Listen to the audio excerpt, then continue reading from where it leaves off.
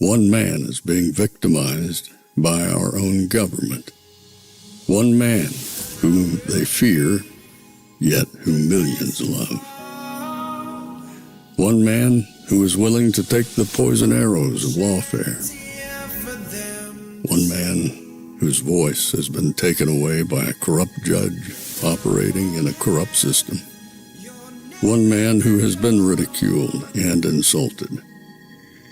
One man who refused to back down. One man who refused to back down. One man who refused to back down. One man who stands between us and them. One man that wants to see America protected again. One man who wants to see America prosper again. One man who understands that a man is a man and a woman is a woman. One man who understands and protects the blessing of life. One man who wants to restore American exceptionalism. One man who once again wants to make America that shining city on a hill for all to see. A place where all the people of the world glowingly set their eyes upon. America. One man who unashamedly wants to make America great again. That one man is Donald Trump.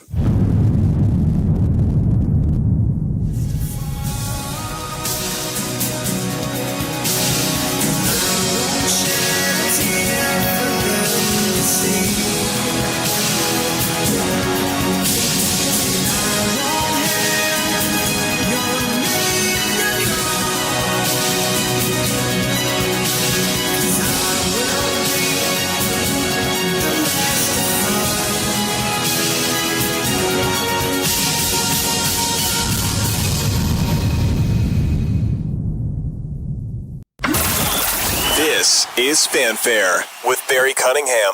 Hold the line. Stay with me. Brothers, what we doing live? Echoes and eternity. Stretch them out. Stretch them out. At my signal, unleash hell.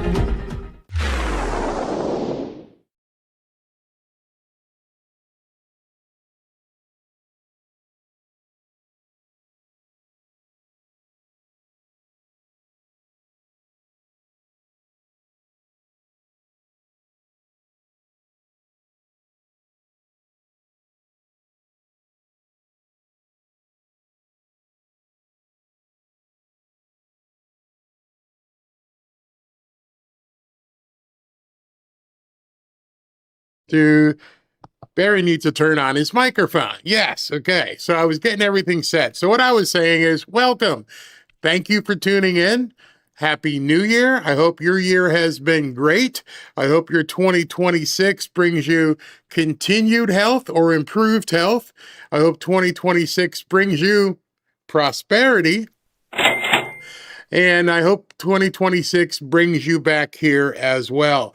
2026 has been fantastic for us. I didn't think it would be like this, after the election. Many people were asking me back then, hey, what are you going to do now that the election's over? You're not going to have that much to talk about. Little did we know that President Trump would become just Herculean in what he was going to be doing. And I don't expect anything less in 2026. In fact, I think 2026 is going to be even busier. I want you to grasp that. But I think 2026 is going to be even busier. So that little intro I played, which was probably about 35 or 40 seconds, Actually, it was 43 seconds. I want to play that again, just 43 seconds, because I want this to really sink in. I wanted to greet everybody. Maybe I should have greeted everybody before I played that intro. But now that you're settled in, we've all shook hands, patted each other on the back. Hey, great job, you guys all did. But your job's not over. Your job is not over by this much. You are going to be called upon even for more in 2026. Whatever effort you had put forth in 2025 and in November of 2024, or helping President Trump get elected on a campaign, whatever that was, is going to be pale in comparison to what they're going to expect and need from you in 2026. Now, I'm going to explain to you why.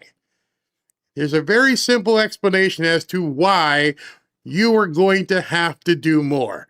But let's listen to this intro, as short as it is, and listen to what's said. Hold the line. Stay with me. Brothers, what we doing live? Echoes in eternity. Strength and honor. Strength and honor.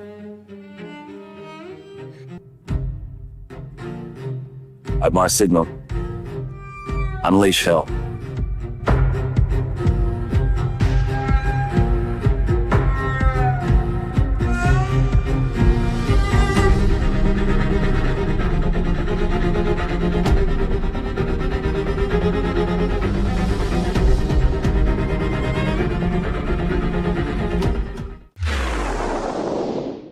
That video wasn't put together by me, wasn't put together by anybody you know on X, wasn't put together by Dilly, who makes a whole bunch of videos like that.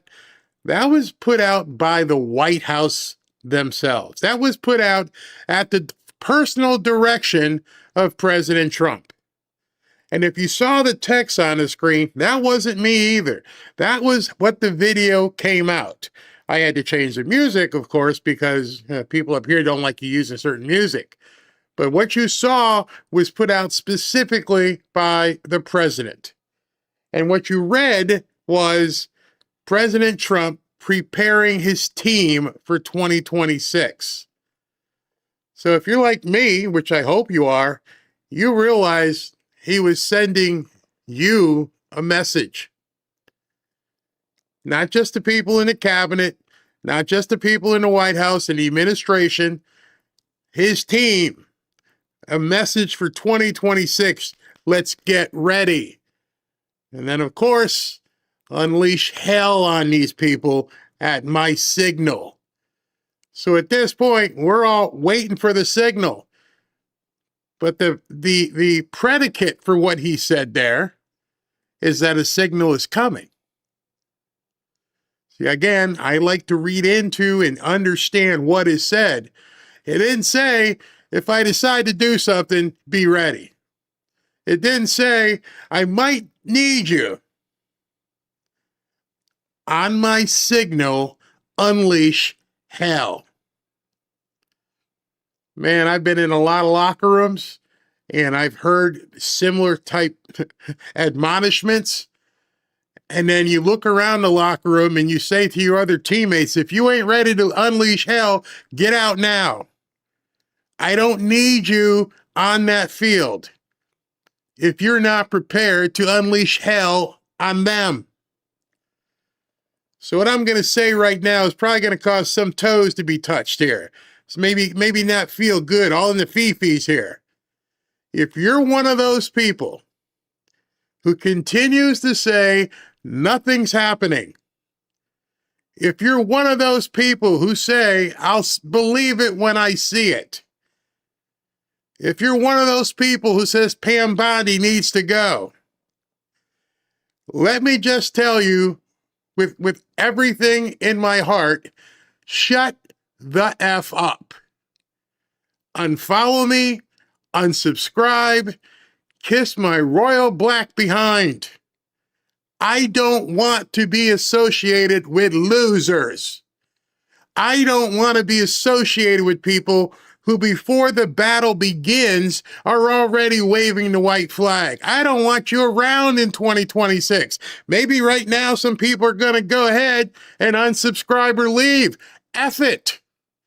I don't want to spend my breath talking to people or letting them nothing's happening. I'll believe it when I see it. If you said that in my huddle, I'd grab you by your face mask and probably put a foot 13, 14, 15, depending on how old I was, cleat up your rear end. You gotta be effing kidding me. I'll believe it when I see it. You're not ready for this. You're not ready for it. You have no idea what's about to come. When he says it's going to be, the signal is to unleash hell on people, you ain't ready. I'm sorry. Panikins need not apply in 2026. See, one of the things I wanted to say to somebody today, and I should have posted it, but I was like, I'll wait till the show. And one of those things is, who the hell are you talking to? Why would I want to be infected with your loserology? Why would I want the fanfare family to be infected with your loser speak? This isn't a game for losers. This is America. This is the fight for America. This is for our way of life. It's for my daughter, my husband, my wife, my grandchildren, and her husband. Well, Ashley's husband. This is a fight for their survival. I don't want losers. You're telling me, and I thank you for rising up and speaking out, because now I know I don't need to talk to you. And even more important, you don't either. You need to shun those people. You need to let those people know, nah, I'm not down with you. I got too much invested in America to think like that. See, some people don't get it. There is no plan B. There is no way we're going to lose the midterms. There's no way we're going to lose the midterms. Barry, somebody asked me to actually address this. I posted something earlier, and I said, yeah, we're going to lose the midterms. Yeah, right. And I posted, let me see if I can find it real quick, because I think it's important that the question even came up. That question that came up, it kind of concerned me that somebody would ask about it, because, hold on, let me see if I can find it real quick. Because the answer to that question is the midterms are irrelevant. If you've been following along what's been happening, not just in the last couple of days, but if you've been following along, the midterms are irrelevant. We are not going to be able to vote our way out of this mess the way we have, custom of voting. This isn't a Democrat and Republican fight. You've heard that over and over from many people. I don't think people understand.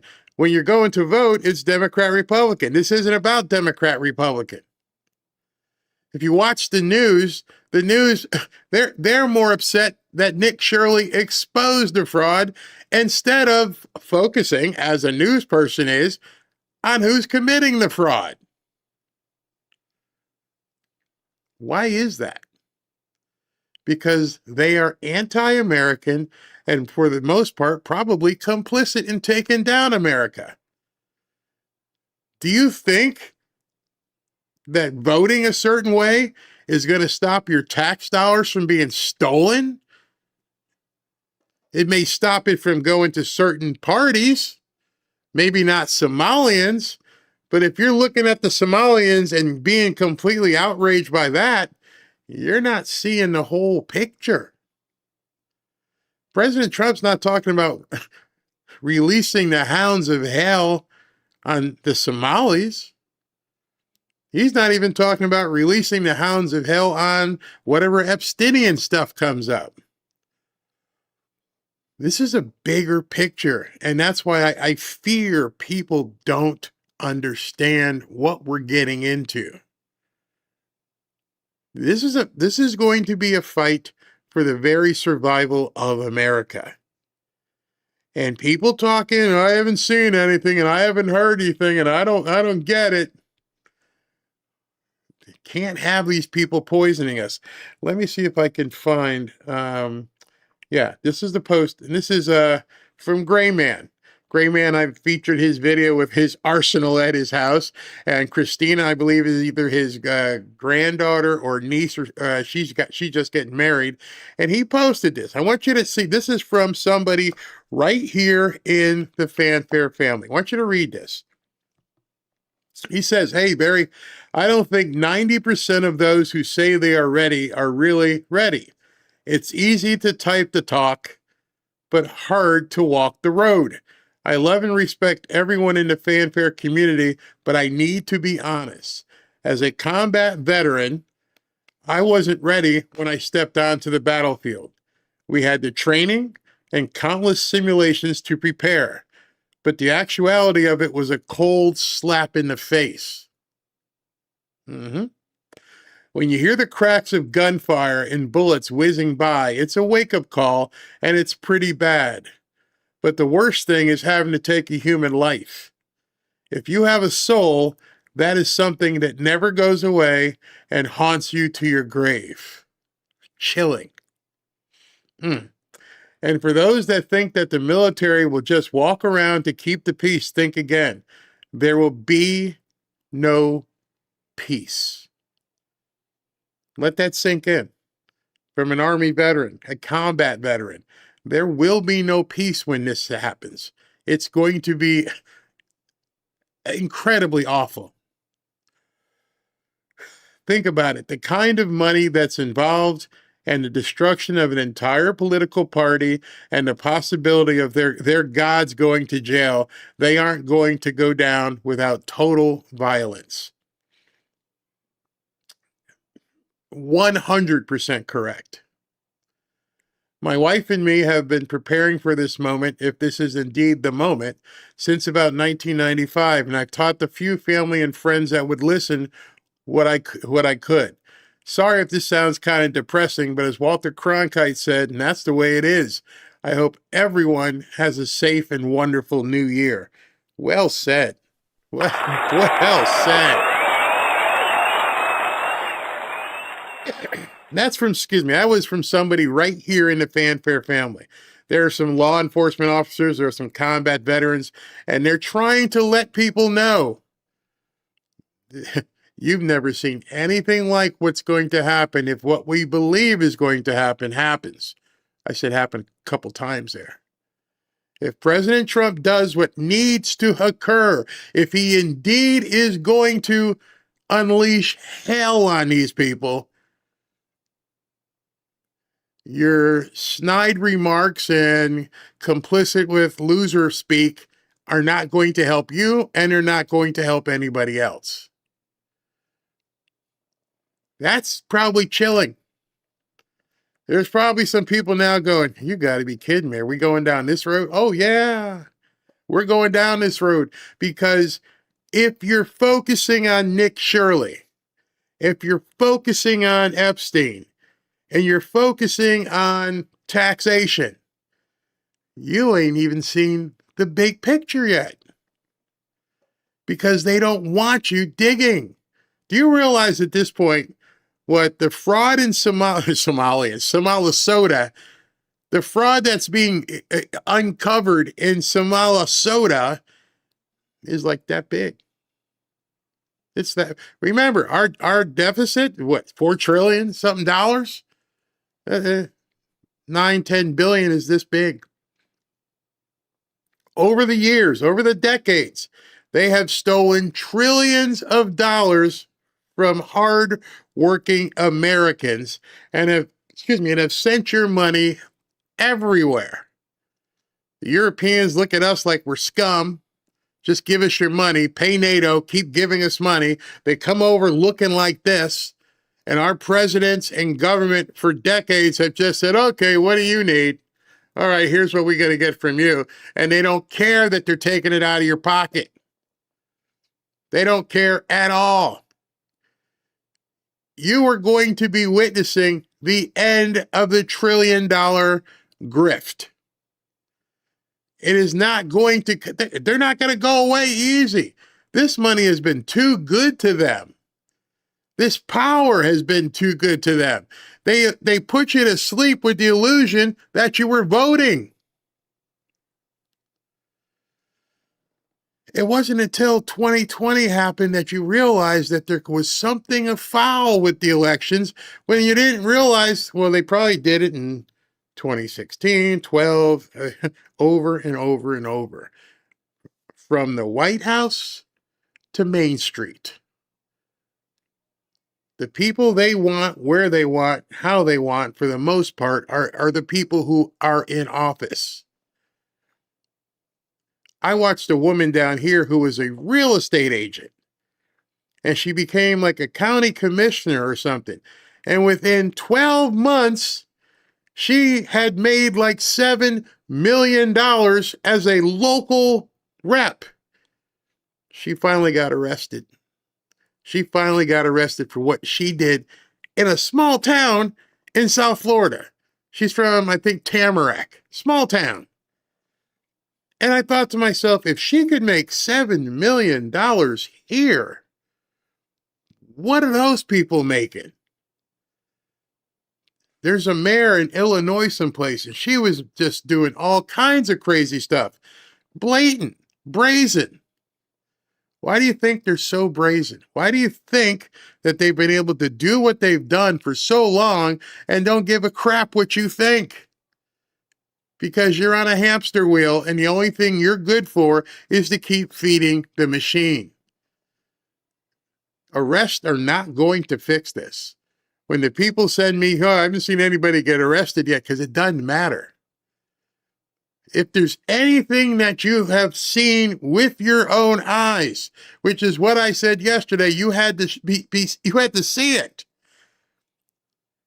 A woman committed mortgage fraud, and it was clear as day, and it was from a property in Virginia, and she's the Attorney General of New York, and the judges went, nah, nope.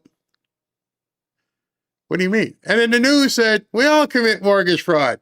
And they blew it off like it was no big deal.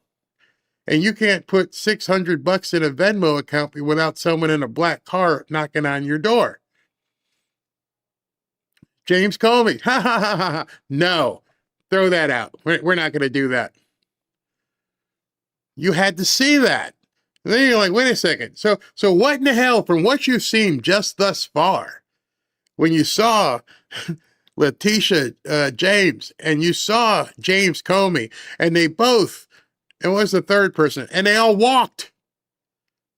Take your arrest and stick it. What that should have shown you then is, it doesn't matter if you get somebody arrested. That's not going to work. That was part of the reveal. You see, I didn't understand when the loser people were saying, oh, I haven't seen any arrests yet. Yes, you have. It didn't stick.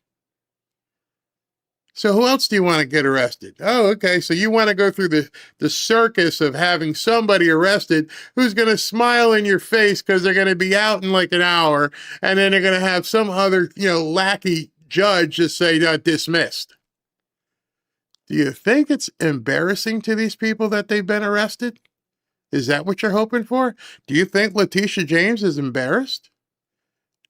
No. In fact, tomorrow she's going to be personally swearing in the traitor, the absolute socialist commie, to be the new mayor of New York, and be smiling ear to ear, and people will be clapping for her. There's no embarrassment. James Comey, oh, he's just laughing. He laughed when he got arrested. So if you're thinking arrest, oh, you haven't seen anybody get arrested yet, what are you looking for an arrest for? It means nothing to these people. You see, you and me would have some sort of stigma. You're like, oh my God, I can't believe I got arrested. Never mind going back to the mirror and going, I can't believe what I did. These people don't care. They laugh at you. Here, arrest me, fingerprint me, hi, whatever. And then boom, They're fine. You think Fannie Willis is upset? No, she already told you she got a whole bunch of cash under her bed. Did you remember that? She get arrested? Nope. I'm not here to bust your bubble. I'm here to get you ready for 2026. This ain't about arrest. It means nothing to these people. There's way too much at stake and way too much money, and it goes way too deep for an arrest up here to even matter. You realize none of these people will spend a night in jail. Whatever person you see get arrested or indicted, they're going to walk in and like, okay, I got dinner reservations at like 6:30. Can we move on with this? Yeah, we're going to put you out on your own recognizance and be back here in 3 months. Got it. Bye. Think I'm lying? Did Letitia James spend the night in jail? Did James Comey spend the night in jail? I don't even remember who the third person was. Oh, John Bolton. I don't know what he's doing, but I know he's not in jail. So let this be your wake-up call that what you're about to see in this video and what you're seeing out there is nothing. It means absolutely nothing. Arrests won't fix it. And then I guess the same person said to me, I'm not even seeing mass deportations. Have you not been paying attention? That ain't working either. The Maryland man is still sitting in Maryland laughing on television. They have worked harder to keep the Maryland man out of jail than any American. And judges keep saying, oh, let him out. This guy's not supposed to be here. He's a bad dude. He beat his wife. He trafficked people. Sorry, let it go. Deportations will not fix this. One of the questions you probably should be asking yourself right now is, why did this story come out in the last couple days, at the end of the year? Has anybody thought of that? I mean, there were some people, saluting and high-fiving and giving all kinds of praise to Nick Shirley, which he deserves. In fact, the guy probably put his life in danger. But do you think he did this by himself? Do you think all of a sudden he became Elliot Ness and decided he was going to do this? No, somebody wanted this to come out. Somebody wanted, at the end of the year, to let you know it's right in your face. And I told you guys yesterday, this is much bigger than the Epstein stuff, because people quickly went, oh, turned away. Epstein, forget Epstein, they're stealing our money. Money will always be, despite what people say, it will always be more important. Go rob a bank and see if they don't give you 25 years. They will give you more time for robbing a bank than oftentimes assaulting somebody, even killing somebody sometimes. You have to guard the money. The country doesn't run without money. And I'm not talking biblical terms about the love of money. I'm talking about the money that you put inside the furnace to keep everything going. This story dropped for a reason, because A, it was sensational, B, it was right in your face, and C, it did the job. And what do I mean by it did the job? It's got every eyeball looking at it, and it's causing the left to do things they didn't expect they were going to have to do. They are having to defend fraud. Just imagine it right now. You have the major news networks. You have the politicians ain't saying anything. And people are openly out there defending fraud. So why now? And I caution you against the selective outrage that many of us had. I looked at it and went, yeah, this sucks, but there's much bigger fish in this ocean. And so when I saw the video by President Trump saying, I'm going to be unleashing hell, this is just appetizer stuff. The entire system that we live under is about to go up in flames. From Washington to Main Street, the entire linear progression is one big, giant ass fraud. You guys know I've been involved in real estate, and I can't tell you how many times I've had to just kiss the butt of some person, some idiot who had the power to tell me I couldn't do X or Y or Z until I did something that he wanted. And I remember just talking to my lawyer going, I am not paying this guy off. It ain't going to happen. What do I do? Well, you can file a complaint, but then you're never going to get a permit. I'm not paying him. It ain't going to happen that way. So what we're going to do is we're going to do the work, and we're going to get it done, and we're going to challenge them to make us say no and try to stop us and put a placard on the door. And then I'm going to go to the press, and I'm going to tell everybody that that guy tried to hold me up for some money. I was willing to fight tooth and nail against him, and I never, ever again had a problem with anybody in zoning or planning or code compliance. People knew, oh, he ain't taking his crap. No, not taking it. Not going to do it. And so you at this point have to feel the same way. Your entire system that you know is about to get lit on fire, and these people ain't going to go down easy. Not even, be ready. I mean, it's going to be absolutely crazy. So just those of you who are ready or think you're ready, keep getting ready. And for those of you who are whining, step off. We don't care what you think. You are doing nothing. I'm trying not to block people because I don't like to do that because it's not really insulting me, but you're embarrassing yourself by whining. I mean, seriously, you look like a little bitch. And I can't take people who whine. I don't want them in my business. I don't want them around me. I don't even want neighbors that whine.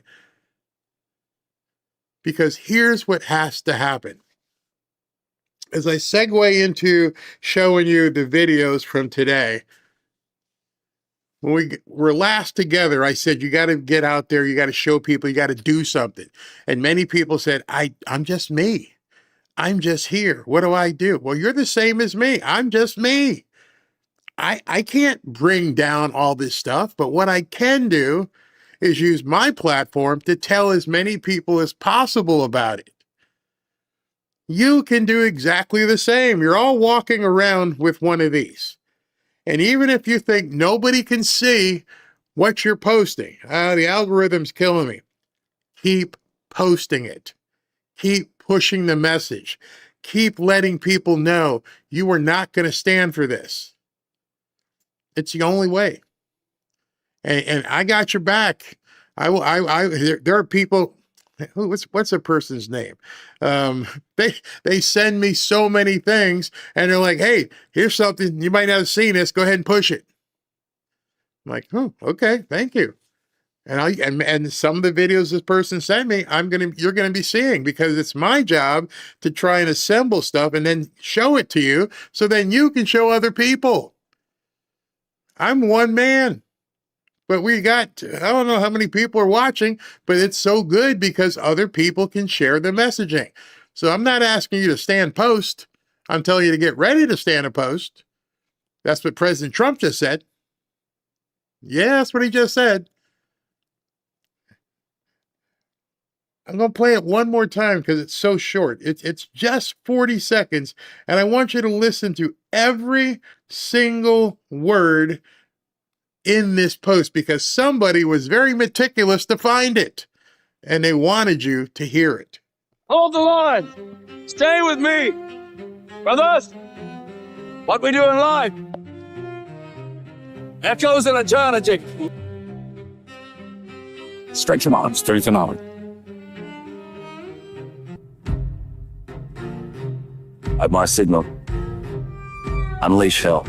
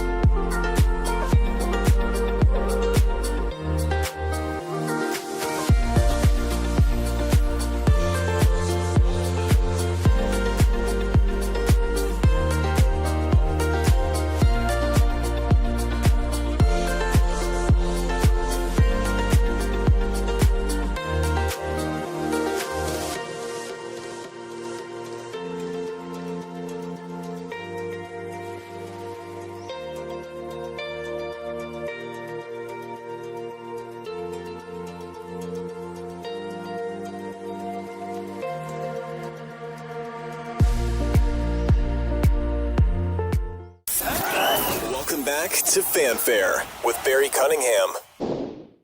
I want to talk to you guys about this thing here. This is a bearskin hoodie. It's I'm in Florida. It gets kind of cool sometimes, but I know some of you people living up north, you might need this.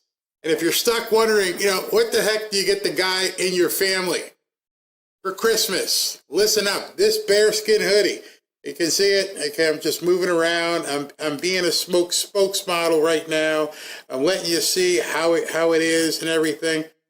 It's pretty warm. It's got pockets for pockets. It's got pockets inside of pockets. There's pockets everywhere.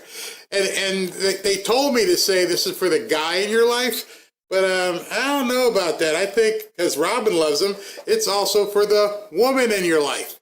Skip socks and thermal underwear, skip the gift card. This year, get him or her something they will actually use, especially this winter. You should get them a bearskin hoodie. These hoodies are built for serious cold weather. It's got 340 GSM of bearskin fleece.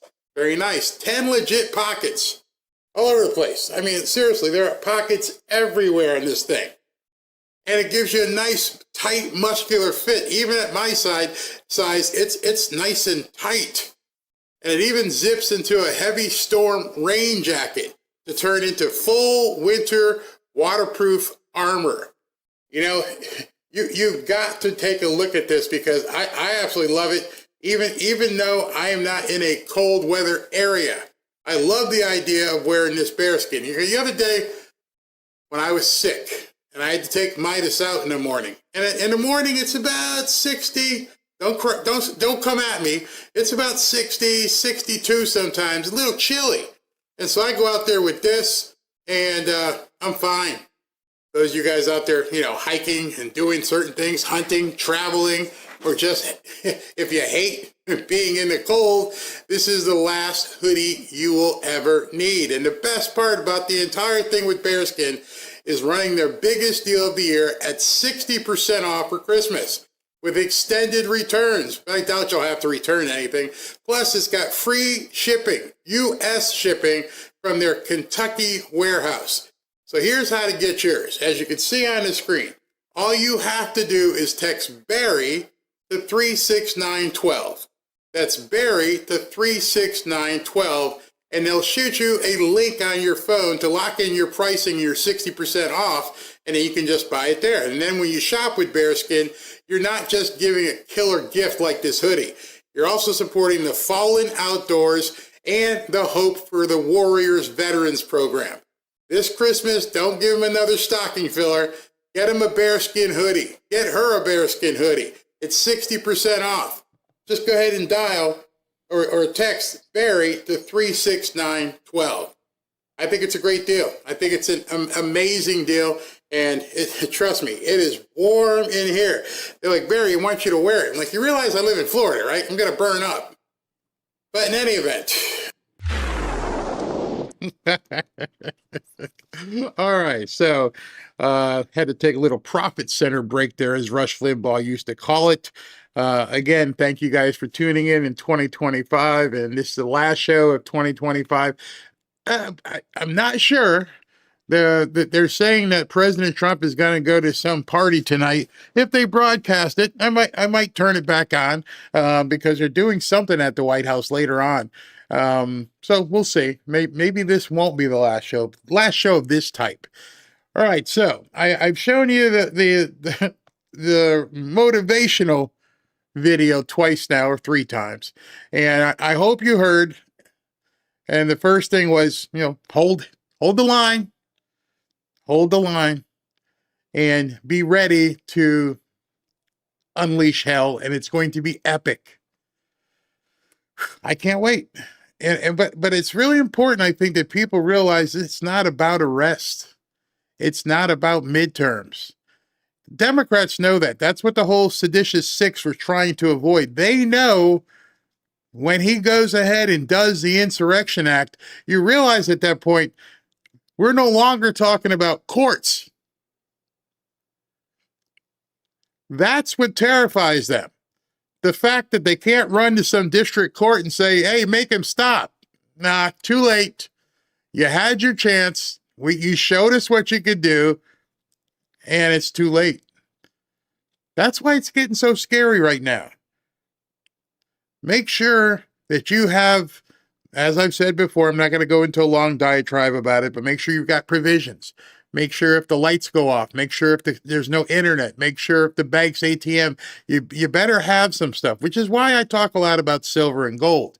I didn't, when I first started talking to Lear Capital about silver and gold, I wasn't even talking about the investment or speculation on it. I was talking about it as being a hedge to make sure you're protected in case something happens.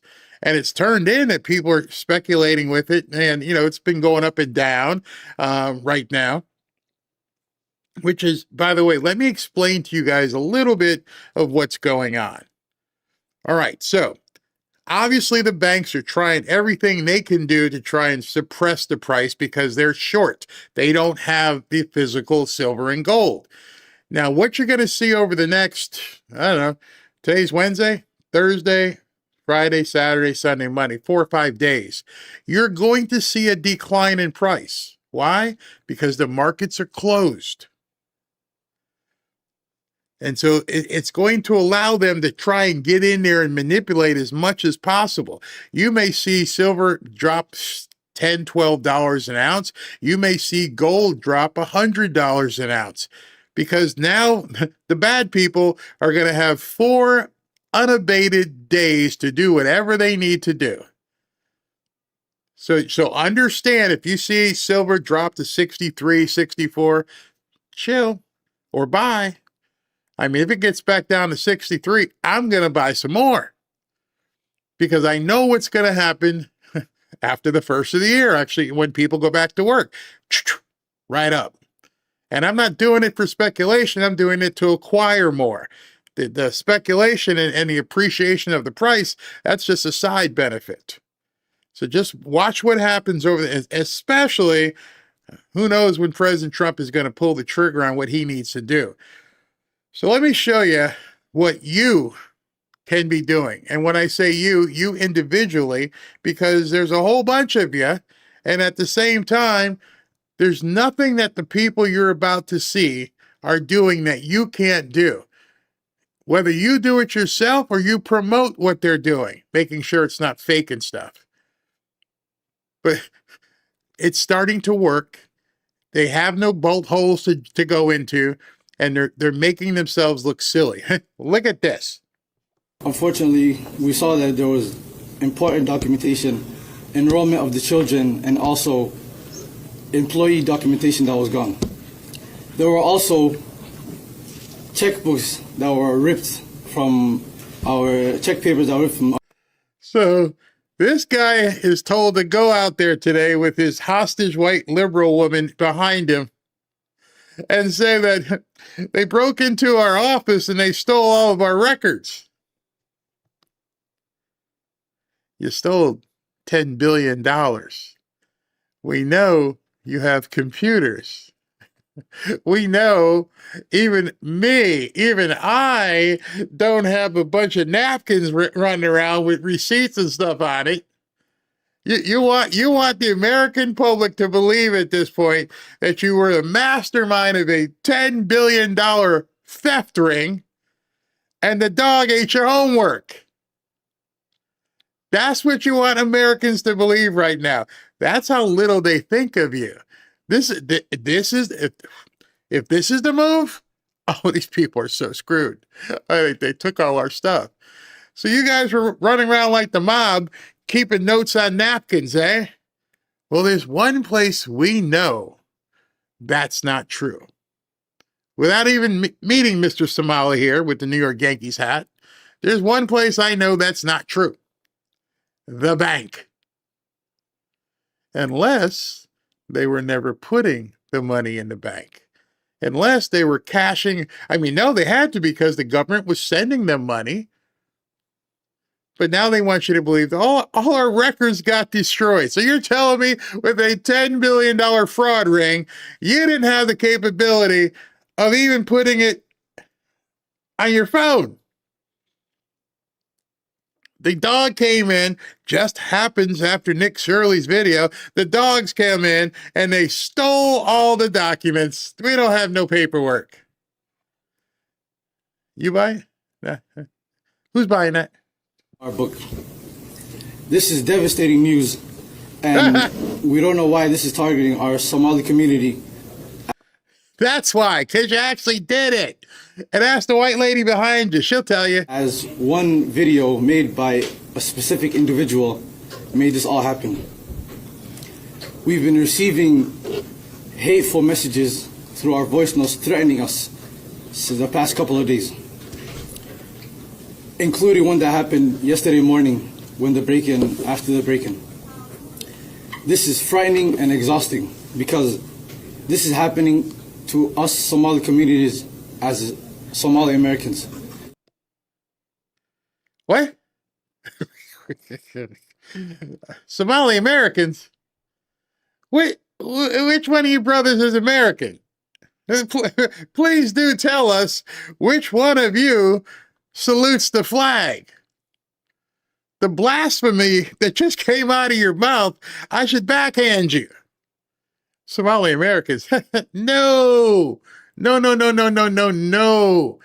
You had temporary protective status. That does not make you an American. And number two, show me I don't see no American flags on any of the buildings. You're supposedly having a daycare for kids and you don't even have American flags? Seriously? What exactly are you teaching these kids? Oh, that's right. Probably how to open up daycare centers. We are supposed to stand with each other and help each other through everything that's happening. This is also sad that a video can cause all of this. The video just put a spotlight on it. The video didn't cause anything. The video has caused, I guess you could say, people to start looking. Everybody except the crazy white lady behind you. I want to say that there are hundreds of daycares out there, Somali daycares that are out there, and we all help our children and everyone in our community. We have high quality daycares, and this is very sad news that. Just remember that line. We have high quality daycare. Maybe nobody told them what high quality actually looks like, because from what we've seen thus far, and you'll see coming in here, there ain't nothing quality about what these people are doing. I wouldn't drop Midas and Lily off at some of these places. I mean, when we go away and we have to drop off Midas and Lily at the sitter's house, Robin walks in and makes sure everything's clean and they've got little fluffy beds and all kind. These people are holding people's kids, supposedly, and he calls this crap high quality? Oh, wait till you see it. One individual who made a false claim about fraud that is happening in the daycares, how engaged everyone else to come and do this to us. False claim, huh? False claim. You know how you can prove that? You see, if somebody accused me of fraud, and it's just like with slander and libel and all the other things that go along with it. Truth is a 100% defense against slander. If I say, or somebody says, Barry, you need to lose about another 40, 50, 70 pounds. Oh, how could you dare say that against? That's slander. Your Honor, I want to sue him for slander. He's telling the truth, man. Oh, truth. Truth is the bar. Truth is the bar for determining slander and all these other things. One guy with a video took pictures of your sign that says leering. That wasn't made up.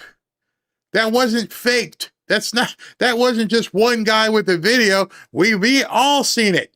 And we all know how to spell leering, and we know it's not learning.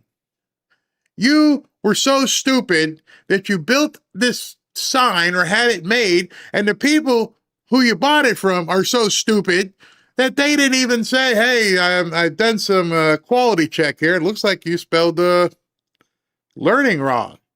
Nope, nobody noticed. Maybe it was some kind of underground Somali code. No, it was that bad. It was done with such haste that that's what you needed to do. Let's continue. All right, we are at Halauli Safia Child Care Center in Kent, Washington. They have received $863,000 since 2023. I don't see any signs right off the bat that it's a child care facility. There's no car seats, there's no children's toys, nothing like that. So we're gonna go in and we're gonna check it out.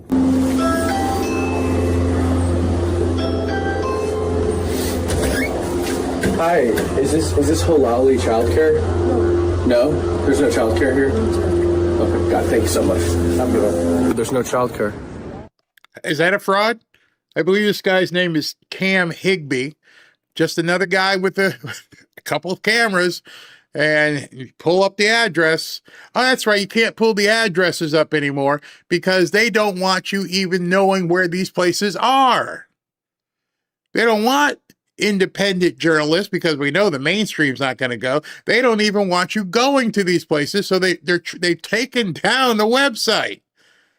But the internet lives forever. All right, guys, so we're just at Halauli, what's allegedly Halauli Child Care Center in Kent, Washington, which is right behind me right here. We went up to the door, the exact address listed on the state website, receiving over $800,000 since 2023. They claim there's no child care here. A couple $100,000 for the cars. I went and tried to ask neighbors if there was daycare there. Nobody answered. But I could see the people who lived in that house peeling the curtains back because just like all of the other places, all the curtains were drawn. You couldn't see in or anything. They were peeling the curtains back and watching me as I walk around to the neighbors' houses. And they're scrambling and yelling and I can hear them. What's up with that? Pretty weird. So I'm out of the field now. I'm back at the house and I'm looking at this Halauli Safia children's daycare on their government webpage, and their licensed capacity is 9, just like the other place, and their total available slots, meaning the total amount of children they can take on, is 6, meaning this daycare is only serving 3 children. I mean, I think it's likely they're not serving any children, considering they told me they're not a daycare, but at most, there could be 3 children being served by this place, and they're raking in $800,000 since 2023. That's 2 years. That would be $400,000 a year. That's just one place, one in Seattle or someplace. $800,000 in 2 years, and the lady goes, "Oh, we ain't got no kids here." You could be doing this. I've now pulled up one of their inspection reports for Halauli, and what you see is, again, short-term, long-term, serious, and immediate risks. The government defines serious and immediate risks as risks that pose serious risk of injury, illness, or even death for children that attend these daycares. And this is the most recent inspection report with no indication that it's been corrected or fixed. And they're still raking in hundreds of thousands of dollars. Now understand, this guy isn't in Minnesota. Cam Higbee, he's out in Washington. So the people in Washington have gotten wind of, hey, listen, they're on to us.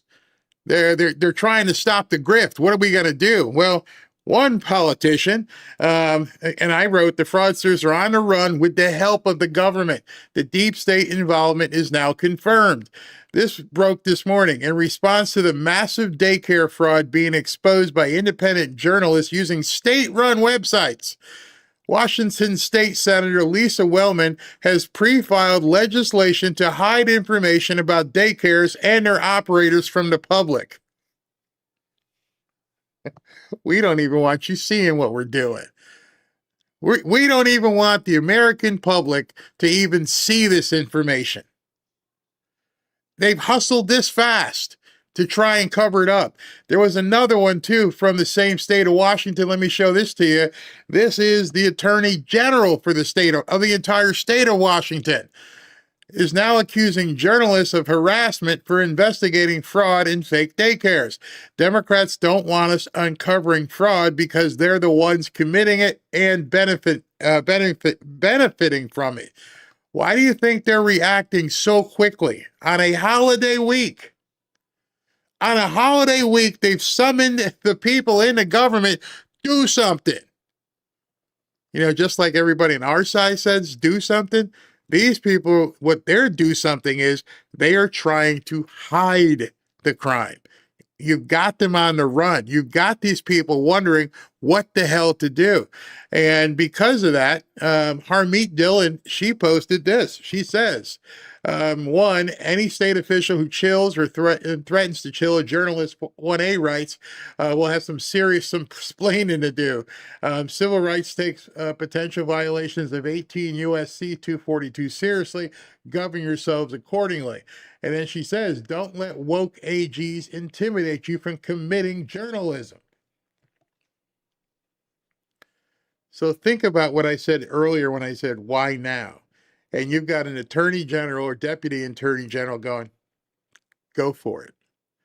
Go start digging. Because one of the things when you start digging is things start coming up. Old bones start popping up out of the dirt. And it leads you in this way, in this trail, in this trail. Don't be surprised if some of these attorney generals and politicians start showing up on some of these documents or on some of these phone numbers. Understand how this is possible. A normal inspection report for one of these daycares is like 2 pages long. But look at this. It just goes on and on and on with short-term, long-term, serious, and immediate risks. On and on. I mean, I don't even know how far, we're not even halfway. You can see the scroll wheel on the side. This is how long this report is.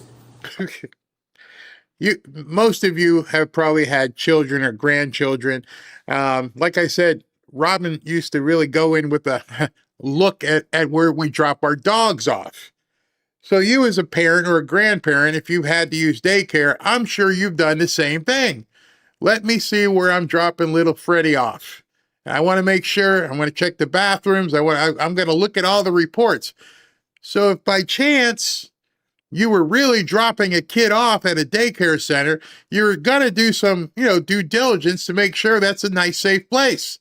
And this guy's going through a whole binder full of violations. Who's dropping their kid off there? Pages and pages of violation that happen to be on a computer, not on some napkin in the back of an office somewhere. It should be only 2 pages. Look at this. I mean, we have to be 20 pages deep at this point. So that inspection I just showed you, the horrendously failed inspection, was in February of 2025. But if we come over here to their funding, like check this out. February 2025, they received $32,840. In March, another $32,688. Now you know why they want to take the websites down. This was supposed to be public record wherever you are. I don't care if you're, as I often say, Boise, Idaho. This is supposed to be public record for anybody to peruse. When I told you earlier, what can you do? You can do this. And if you find out that they've taken it down, well, then you need to tweet that. You need to let people know, hey, listen, I was looking at, Frankfort, Tennessee, Franklin, Tennessee, and I was looking at the daycare stuff and the site's down. They took this one down. We need to dig and look further. Those of you who are Ken need to go out and knock on some doors. This is so big, at the same time, just representative of a small part of the fraud. In April of 2025, 32,688. And again, there's no indication that these issues were fixed. This is 207 is the most recent inspection that's occurred for this place. So I put out a video earlier that was she goes by Lovey Dovey Do number 3 over on X, or over on TikTok.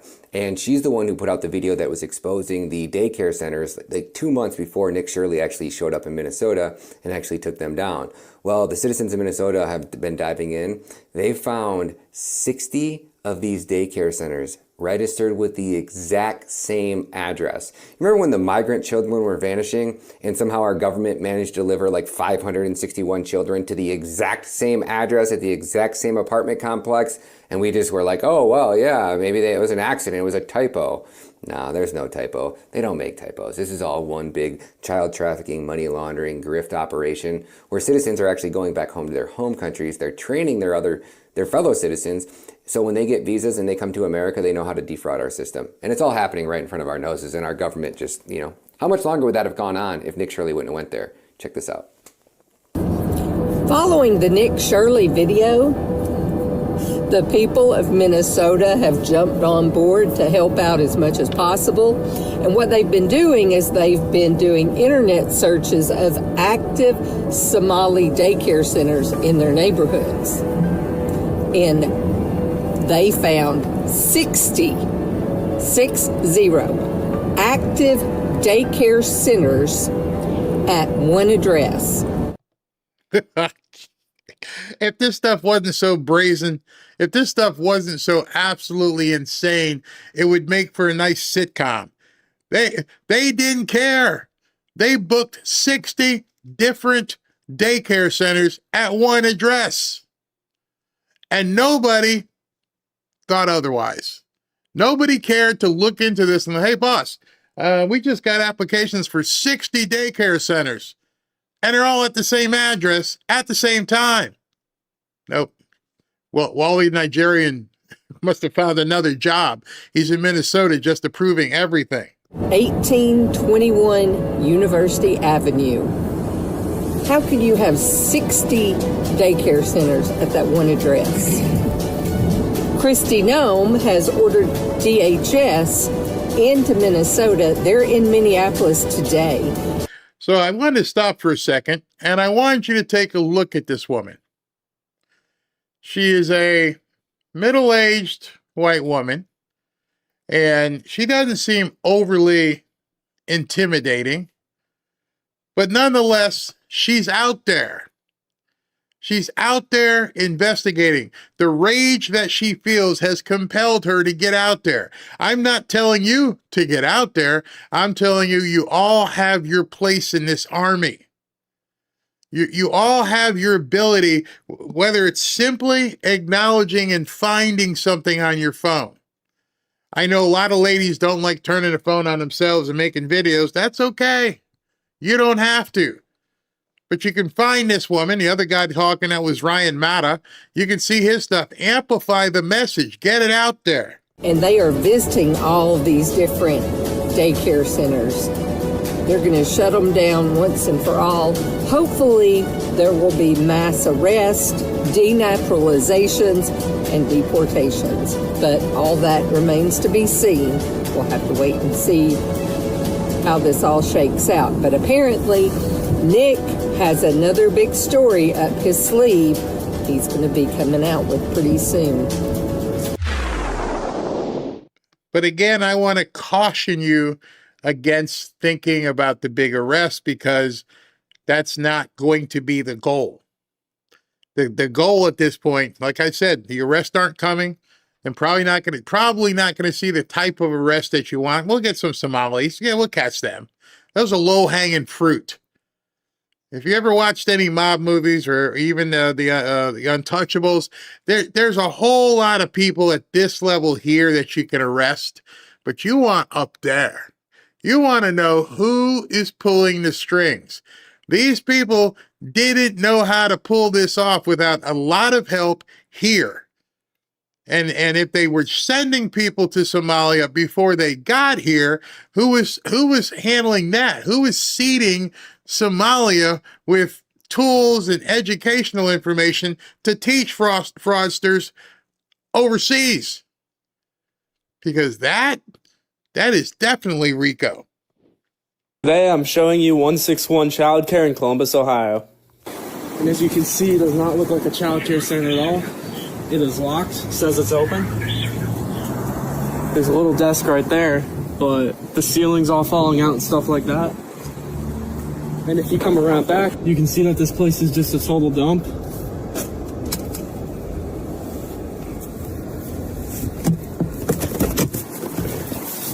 Literal just debris everywhere.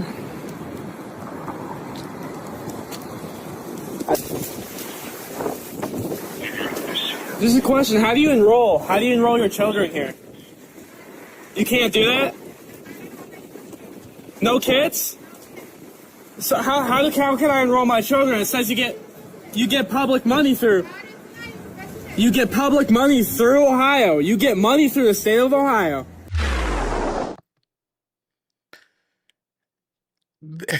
If they start talking to these people and they start finding out maybe there's another violation.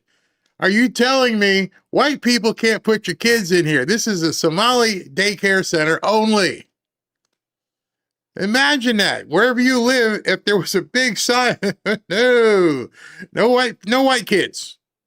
Or if you decided, no Somali kids, what would happen? These people are panicked. If somebody went and knocked on my door, it is a business. See, one of the things you're also going to see on news is that these people were, quote, terrorizing them. You have a business. The reason you have a business establishment is you're open to the public. If I go into a restaurant and cause a scene, then I could get in trouble. But I can surely show up at the restaurant. I surely can walk in and see if I want to eat here. See, the fact that they're not allowing people, and what are you filming? The word went out. The white people are coming. See, that's what's happening. They sent the wrong people. They need to send in these areas some brothers or something. You want to go undercover, send somebody like that. Somebody of my complexion might cause problems. They all know everybody. Everybody in these communities knows who the other people are. Probably some of their sisters and brothers and wives and husbands, all the same thing. But in that event, they know we don't get any customers. So the fact that there's people showing up, oh, this is a problem. This is a big problem. You're going to see some people probably take it off. Because if she had a door padlocked, and who were you videoing for? Say, by the way, she was doing it. You can do it. It's that simple. We got ring. So as you can see, no one here is answering.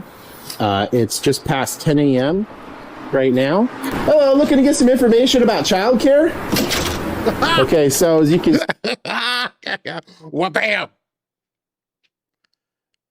Hey, number one, that is like the most nondescript child care place I've ever seen. By the way, these are all government housing too. On top of everything else, they're operating businesses out of Section 8 housing.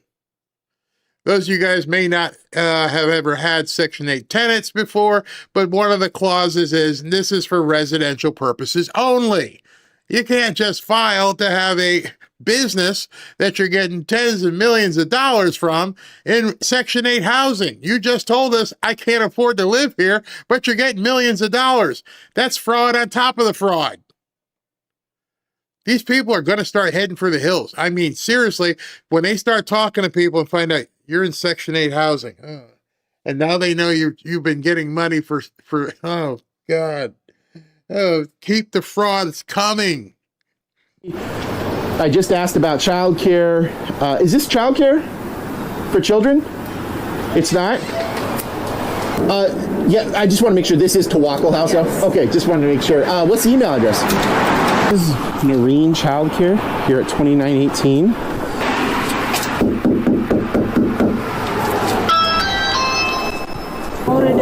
Okay, how come I can't receive childcare here? Okay, face covering required. I saw this location on the Department of Children, Youth, and Families. I just saw you go in a moment ago, ma'am. Are you unfamiliar with this address right here, 2918, is listed I don't know. The kid started to answer honestly, and his dad then became a bit panicked and rushed him inside. Hello? I saw you move the blinds. I'm just... Oh no, white man. They're peeping. They're peeping. Somebody else had put in the chat, you notice all the blinds are always closed? That's another thing. You know, I know from owning businesses, and you probably have owned business where actually you've patronized businesses, you want people to see. Look at my place of business. Please come in. Most unappealing places you ever want to. Well, who would want to drop their kids off in what looks like a prison? If that's what it was supposed to be for. Remember, these aren't offices that aren't open to the public. These are freaking daycare centers.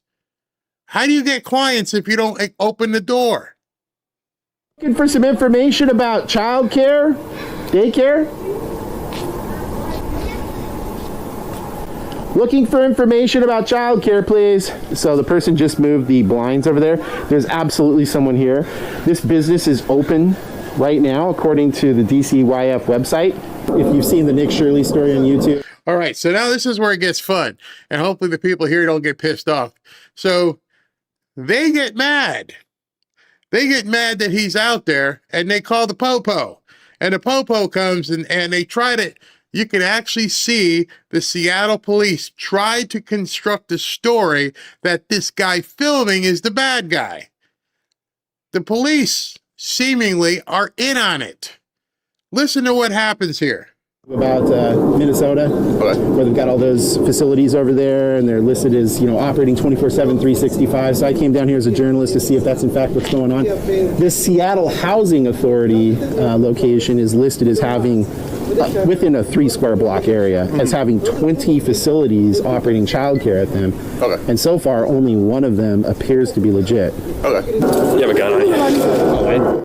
Do you have a gun on you? You know I got a camera, right? I've been filming the whole time. No, I don't got a gun on me. You understand that there's 20 daycare centers in this Section 8 housing. Let that just sink in for a second.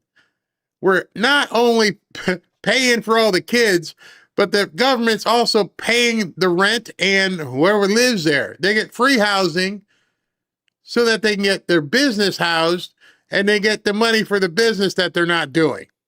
And the cops come and hassle this guy. Okay. Well, the issue is that now they're saying that you lifted your shirt in a way to demonstrate that you were armed. You didn't. There was no intention. No. Okay, yeah, no, well, that's it. don't lie to me. Don't lie to me. We know you have a gun. No, man, I ain't got a gun. I didn't lift my shirt. You know how I can tell you I didn't lift my shirt? I'm holding a freaking camera, moron. Did I put the camera down? Here, look. You see the camera go down? Don't lie to me. Why would I lie to you? I'm here to try and find out what's going on. I'm here to expose this stuff. That's all I'm doing. Why are they all mad? Why did they call the police? Why did they feel danger? Because they're getting exposed like roaches? There was someone back there, was someone over here. Did you feel fear for your safety? Like what was going on? No, I didn't feel fear. I didn't feel fearful for my safety. I was just like, hey guys, what are you doing? That's just ask what was going on. And so to that end, did you ever move your shirt to reveal that you're armed? You can tell that the community is upset at large. And so if we just walk away from this, then obviously that's going to have, well-documented after effects. So. Did you hear what he just said? A police officer just said, if we just walk away from this, shit's going to happen. Isn't that your job? You just told the guy with the camera who's not doing anything, standing on public sidewalk, hey, I can't walk away because if I walk away, all bad things are going to happen. Oh, So now you're telling me these Somalis are violent. Now you're telling me this is pretty much a no-go zone. I can't be here because these people might go off. That's the Seattle law enforcement going, if I just leave, I can't help you. These people going to go off, man, here. You know what's going to happen. No, I don't know, officer. Tell me when you leave, I'm not allowed to stand here on the frickin' sidewalk with a camera. Remember, a place of business does not have any expectation of privacy.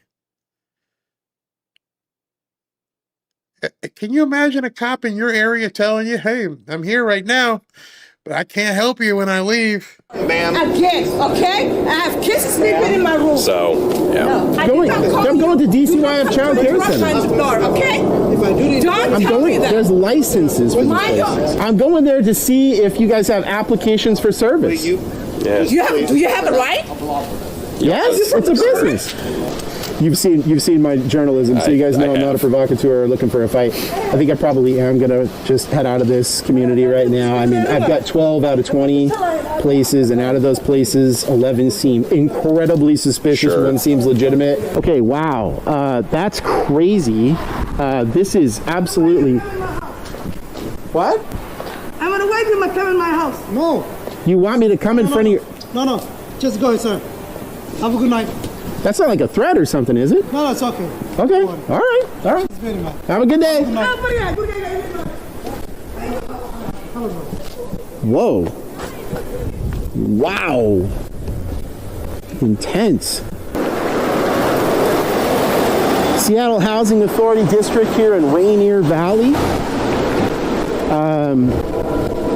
Here in southeast Seattle. With as many people showing up as there are, and kind of ugly that was starting to feel, I think I'm gonna probably call it good for today. I mean, that's pretty intense. You've got 2917, 2918, Lear and Rehan right around the corner. A lot of people getting angry here, and I think we know why. And then Tawako, Basha, Ilhan, Bright Family Daycare, Honey Home Daycare, Kayla. There's 12 of them that I've been to now that have indicated that they mostly are not operating above board. So I think what I'm going to have to do now is go and get some public records requests done. So what I'm going to do is head out of the area right now, keep my head on a swivel for sure. How sad is that you have to keep your head on a swivel to get out? You know, it's funny, while he was talking, I was looking over at the chat, and there's a few people that are trolling really hard. They're lucky SV's not here today, so they're good for now. But the thing that is so interesting is that how is this, for some people, a Democrat-Republican issue? How is this even a white-black issue? See, the deflection that people are trying to do is to stop you from focusing and seeing what is happening and trying to divert your attention into thinking this is something that always happens and you people are just mad. You're just pissed off. And in that short couple-minute clip, you saw even the police department seemingly not wanting to deal with it. Don't. You're causing a scene here, bro. Just get out. That's a problem. That's a malaise. That is a disease that you can't even count on the local police department to even look at what's going on. That the cop said, why you got to lie to me? I ain't lying to you. I'm here with a camera, which is one of the worst things people want to see because there's no getting away from it. And I'm sure he had records and he probably had to, they probably could look at him and everything, but just understand this is getting under a lot of people's skin. Good. So I wanted to show this to you. There's no volume on this section here. And what this is showing you the amount of money, $14 million, was given to this organization. And there is nothing that these people, and went all at the same time to the same address, to the same businesses. I keep saying businesses, but these aren't businesses. This is nothing but fraud. You can't even hide it, except for, taking down the websites. $14 million. I can't even imagine how much money has been going on for, quite some time. And this guy who made this video is just scrolling and scrolling and scrolling. That's how bad it is. That was just one. Anybody, you guys can do this. You can just start looking up these things and understand. I'll take full responsibility to tell you this. Not every business that you see there that may have a funny name, Somalian or otherwise, is necessarily fraudulent. With that said, that's what it takes deeper digging. Like if you go by, Happy Trails Daycare Center, like, oh, okay, there's kids here, they're doing all this stuff. I still don't understand why they need so much money. It's not like my restaurant, if I owned a restaurant, would be getting millions of dollars from the government. Why are they paying off all these daycare centers? Those aren't businesses then. If you're getting millions of dollars from the government, that's not a business. That is a subsidiary of the government of the city, county, state you're in. We have just reported you to the police, okay? Okay, that's fine. I'm not breaking any laws. You are resisting. I'm not. Huh? I'm just asking, is this a child care center? I know who you are. Okay, is this a child care center? You are terrorist. I'm a what? Yeah. No. I'm a what? Did you say I'm a terrorist? You are resisting. I know who you are, fucking guy. We are here at the Bonatti Child Care 2 LLC on Cleveland Ave in Columbus, Ohio at 5 p.m. On a weekday. It says that they are open from 6:30 a.m. to 8 p.m. Monday through Sunday. And, it's 5 p.m. right now, and we'll knock on the door and see if anyone's actually here.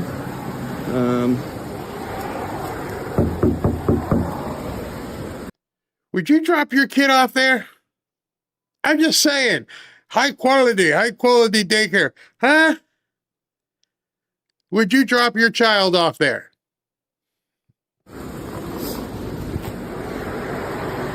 Doesn't look like there's anyone that would be here. Certainly not a place that I would want my children, if I had kids, to be. Wait a couple more seconds, maybe give it another knock.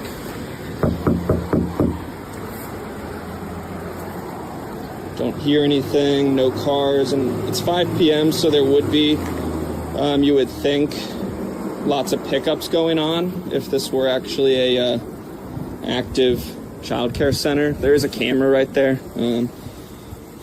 right up there, you see. So.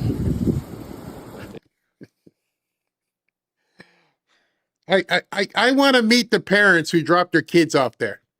If that was even a real daycare center, somebody gonna have to explain to me. Why would you leave your kids there by the side of the highway in a broken down shack of a building that's probably getting, a couple $100,000 a month? This doesn't make any sense. None. Do you have some sort of activity going on? There's a boutique right next door, so with Arabic writing on it. There's someone looking through now the corner, so she just popped through. I don't know if she's going to come out or not. Once again, peeping. You're a business. Why are your windows wide open? Why is it just not lights on so people could, invitingly walk up and go, wow, this is perfect for little Susie? And who's the guy outside? You remember the other one with the dude was like, oh, you're racist, you're terrorist. Who are you? Are you like the one of the counselors here? I don't want you around my kids. I didn't see any kids in there. Don't see any pickups going on. But there was a woman in there, so she did peek through, not opening the door. We'll wait another 10 seconds or so. We'll see.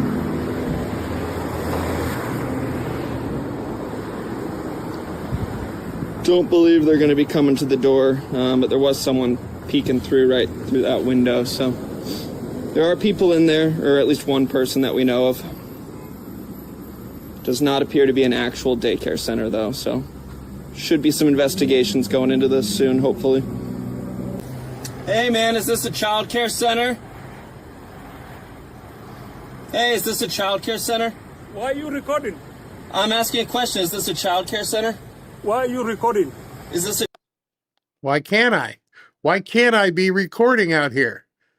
Why are you ominously walking up on my car because I'm out here in the lot?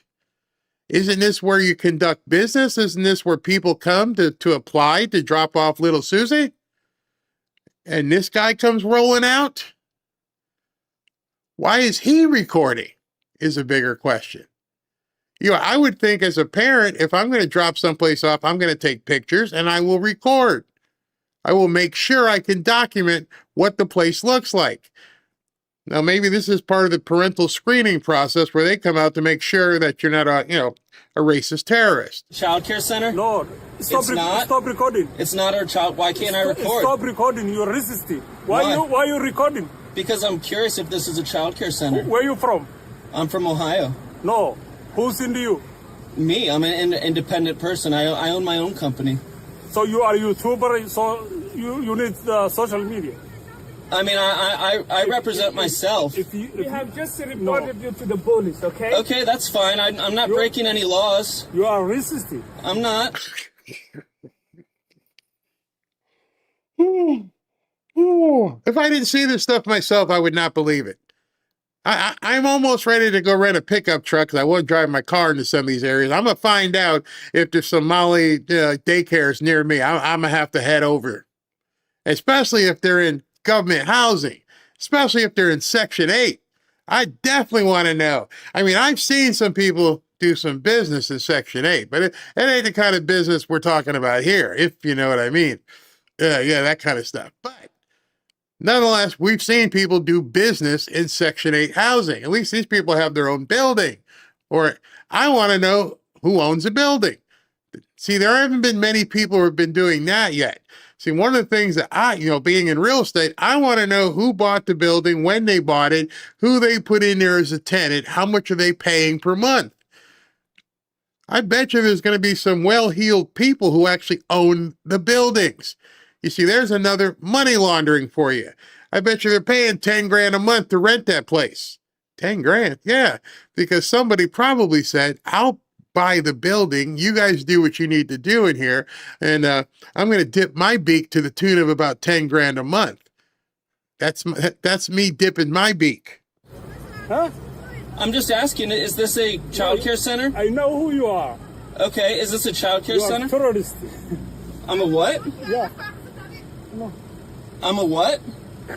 Did you say I'm a terrorist? You are racist. I know who you are. Fucking guy. You said I'm fucking gay, I guess? Is that what you just said? Are there any kids in there? Is this an actual child care center? Okay. Have a good one.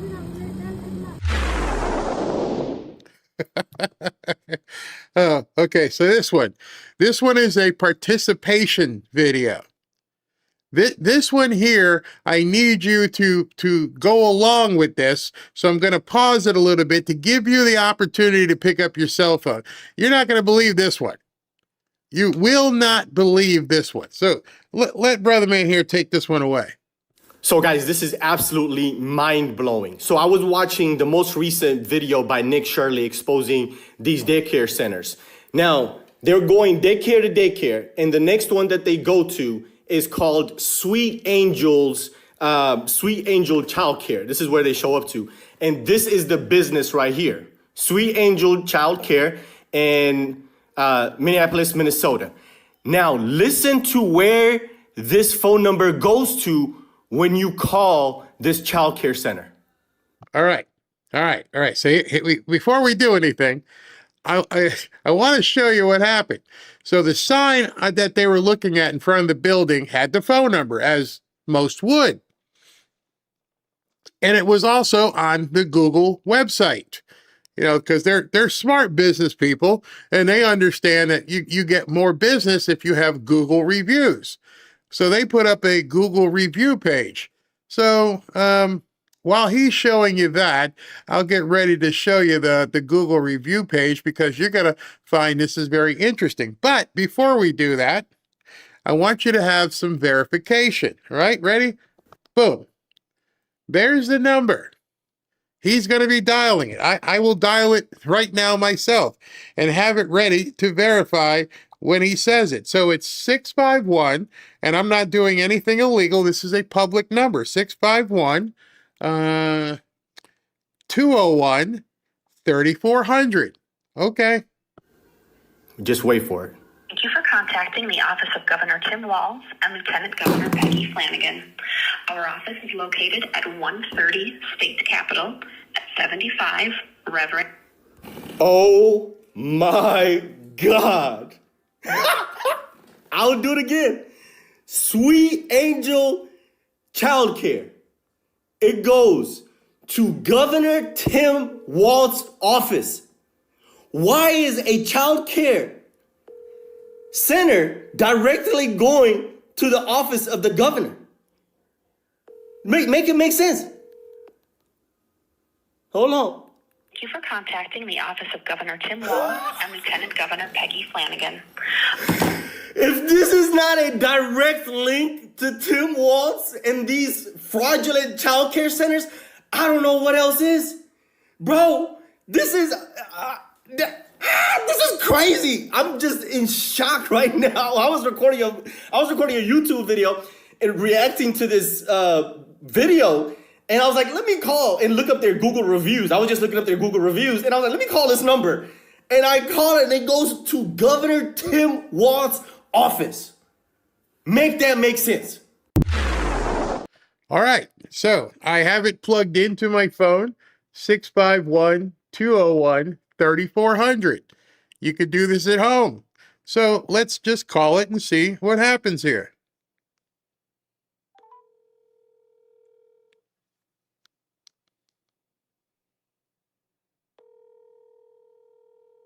It's ringing. It's ringing.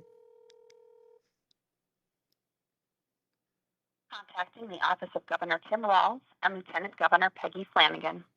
Our office is located at 130 State Capitol at 75 Reverend Dr. Martin Luther King Jr. Boulevard in St. Paul, Minnesota, 55155. Our office is open Monday through Friday from 8 o'clock a.m. to 5 o'clock p.m. Please leave your message. It really does go to Tim Walz's office. And you could find it right on the Google review. However, not anymore.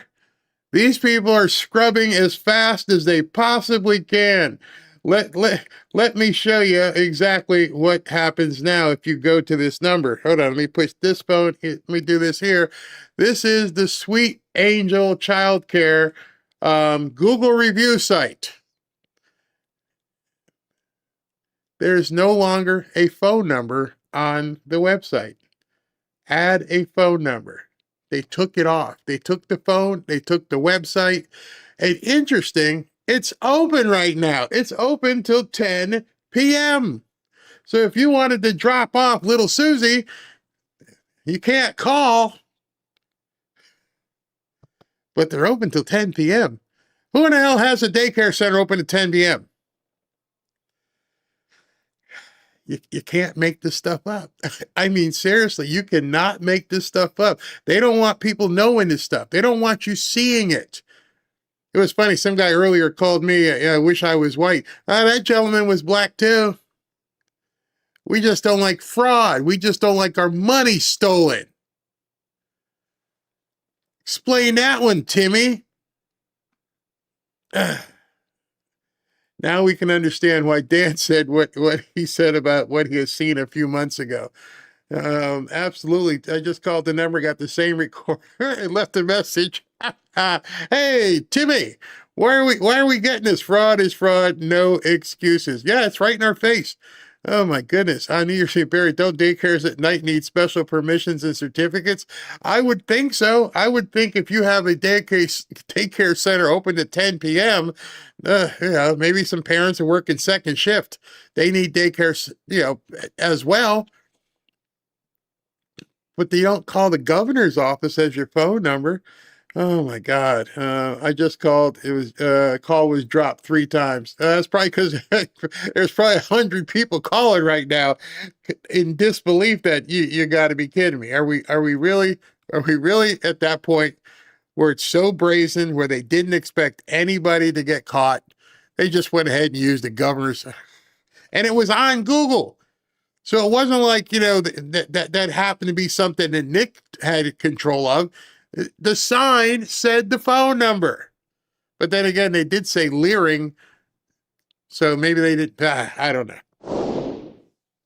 My decoy went up, and she could hear people rustling around on the other side of the ring camera as if they were listening to her but not responding. Kristen Magnuson and I also went to this house right after you guys to see if we get the same response, and we sort of did. We saw the same thing, the windows with vinyl covering, can't see inside. We ring the doorbell, but actually somebody responds to us. Hey, is this Dagash Family Childcare? No. It's not Dagash Family Childcare? No. Okay, what's the name of the childcare here?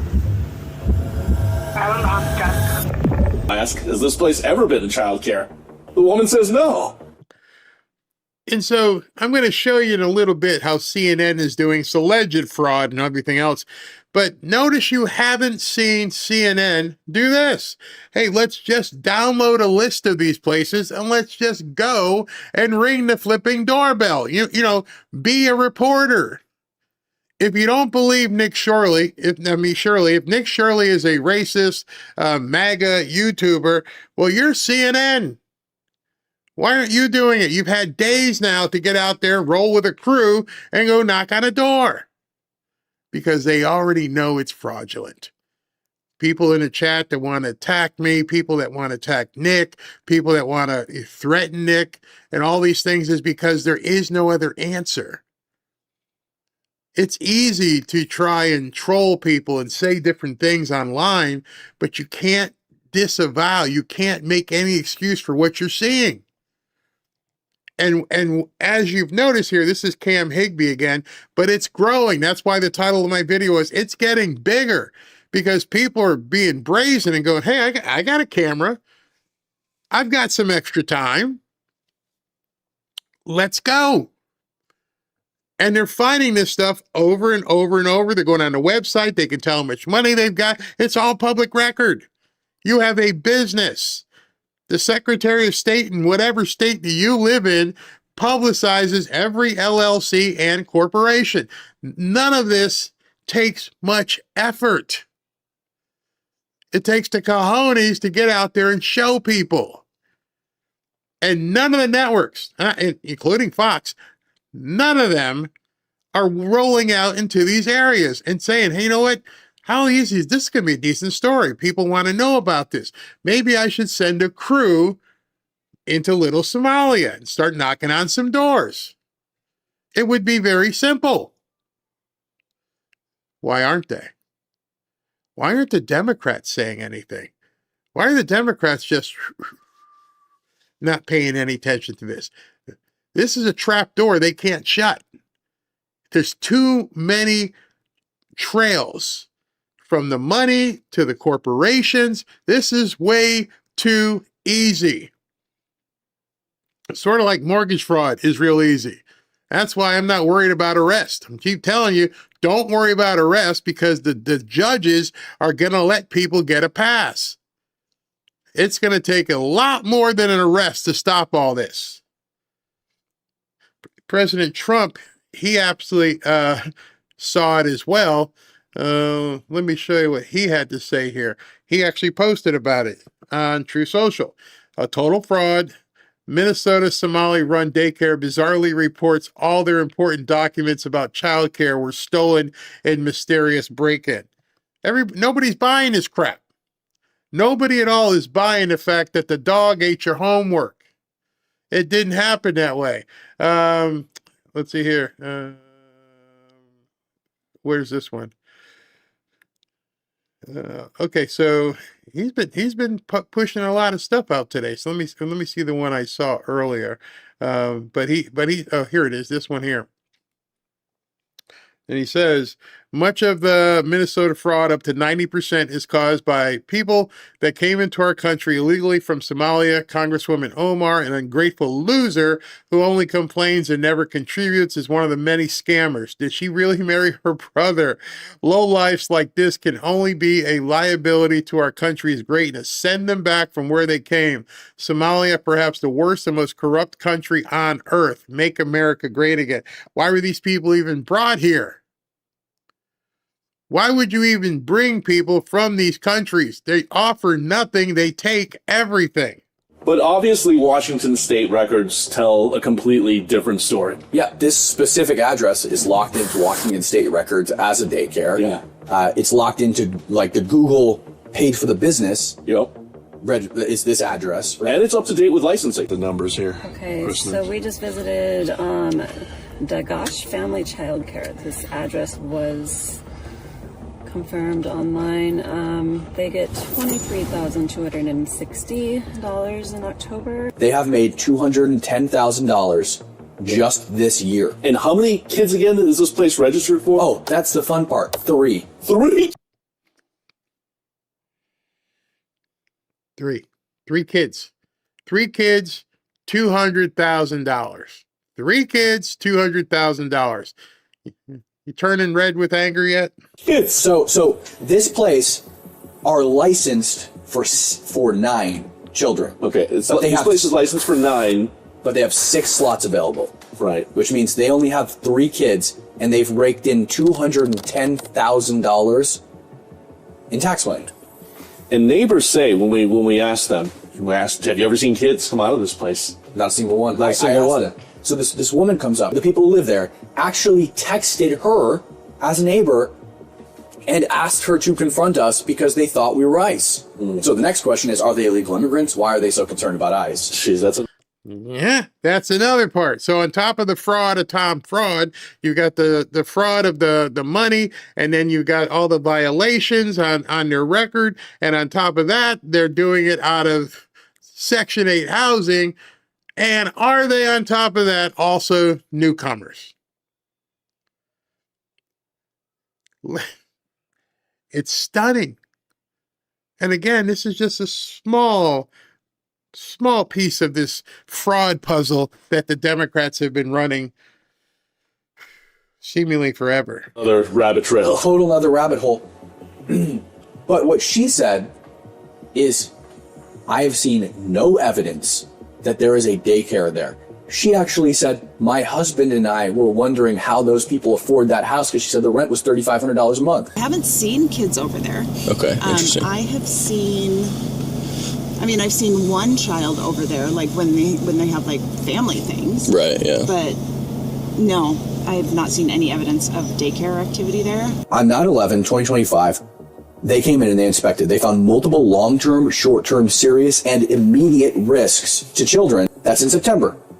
In September, they were awarded $22,000. So I reached out to the Washington State Department of Children, Youth, and Families, right? Again, this is the agency that essentially licenses, does oversight, does the inspections.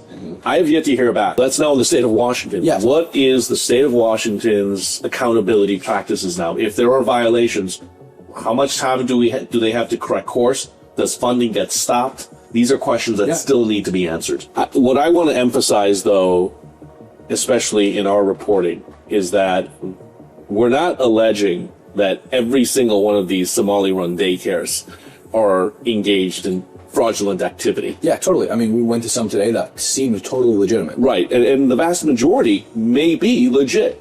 But the ones that we've investigated and the list that we still have that needs to be investigated, there are concerning signs. We can't do this alone. There are dozens of places we need to hit up. We've just scratched the surface here in Washington State. A lot of these potential problematic Somali daycares are in South King County. So, frankly, Cam, we can't do this alone. This is a call out now to the community, other citizen journalists, other volunteer sleuths who want to start following up. I mean, really, all you need is courage, some curiosity, and an iPhone. That's it.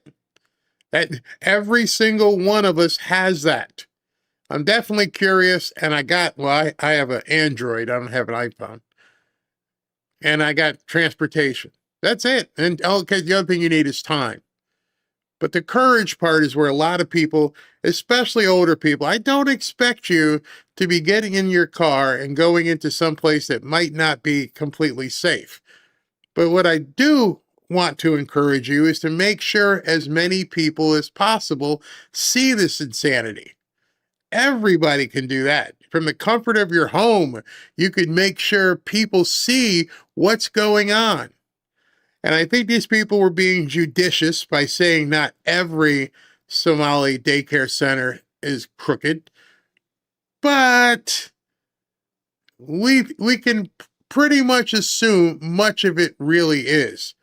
You see, one of the things you have to wonder is, why so many? You know, there's a kinder care thing or whatever they call it right down by the school here, and they've got a nice facility, and there's, you know, monkey bars and swings in the yard, and there's probably room for 30 or 40 kids. Why are there so many? Why are there 20 in one community? I mean, I could drive for quite some time and not see a second daycare center. But the bigger question, why do you need daycare if you ain't working? Nobody's talking about that. Like, wait a second. You're getting welfare. You're getting Medicaid. You're getting food stamps. All of which, and Section 8, which means your ass should be home because you can't work or can't find a job.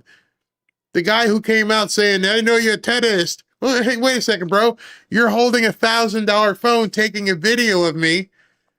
I need to know, are you working?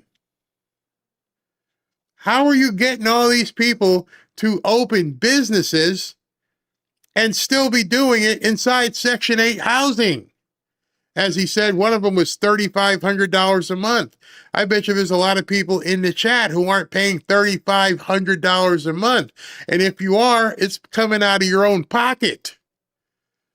And you didn't know all this time you could just get a daycare center. To document what's happening at these places. Yeah, and you know, don't show up and be mean and harass people, but there's nothing wrong with knocking on a door and asking a question. It's not difficult to see a pattern of what's going on.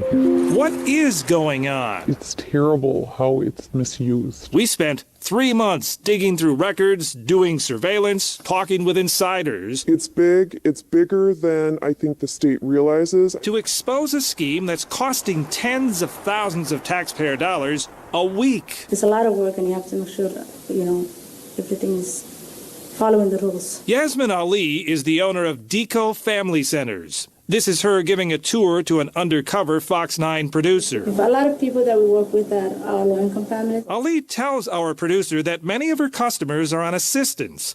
They qualify to have the government pay for their kids' child care.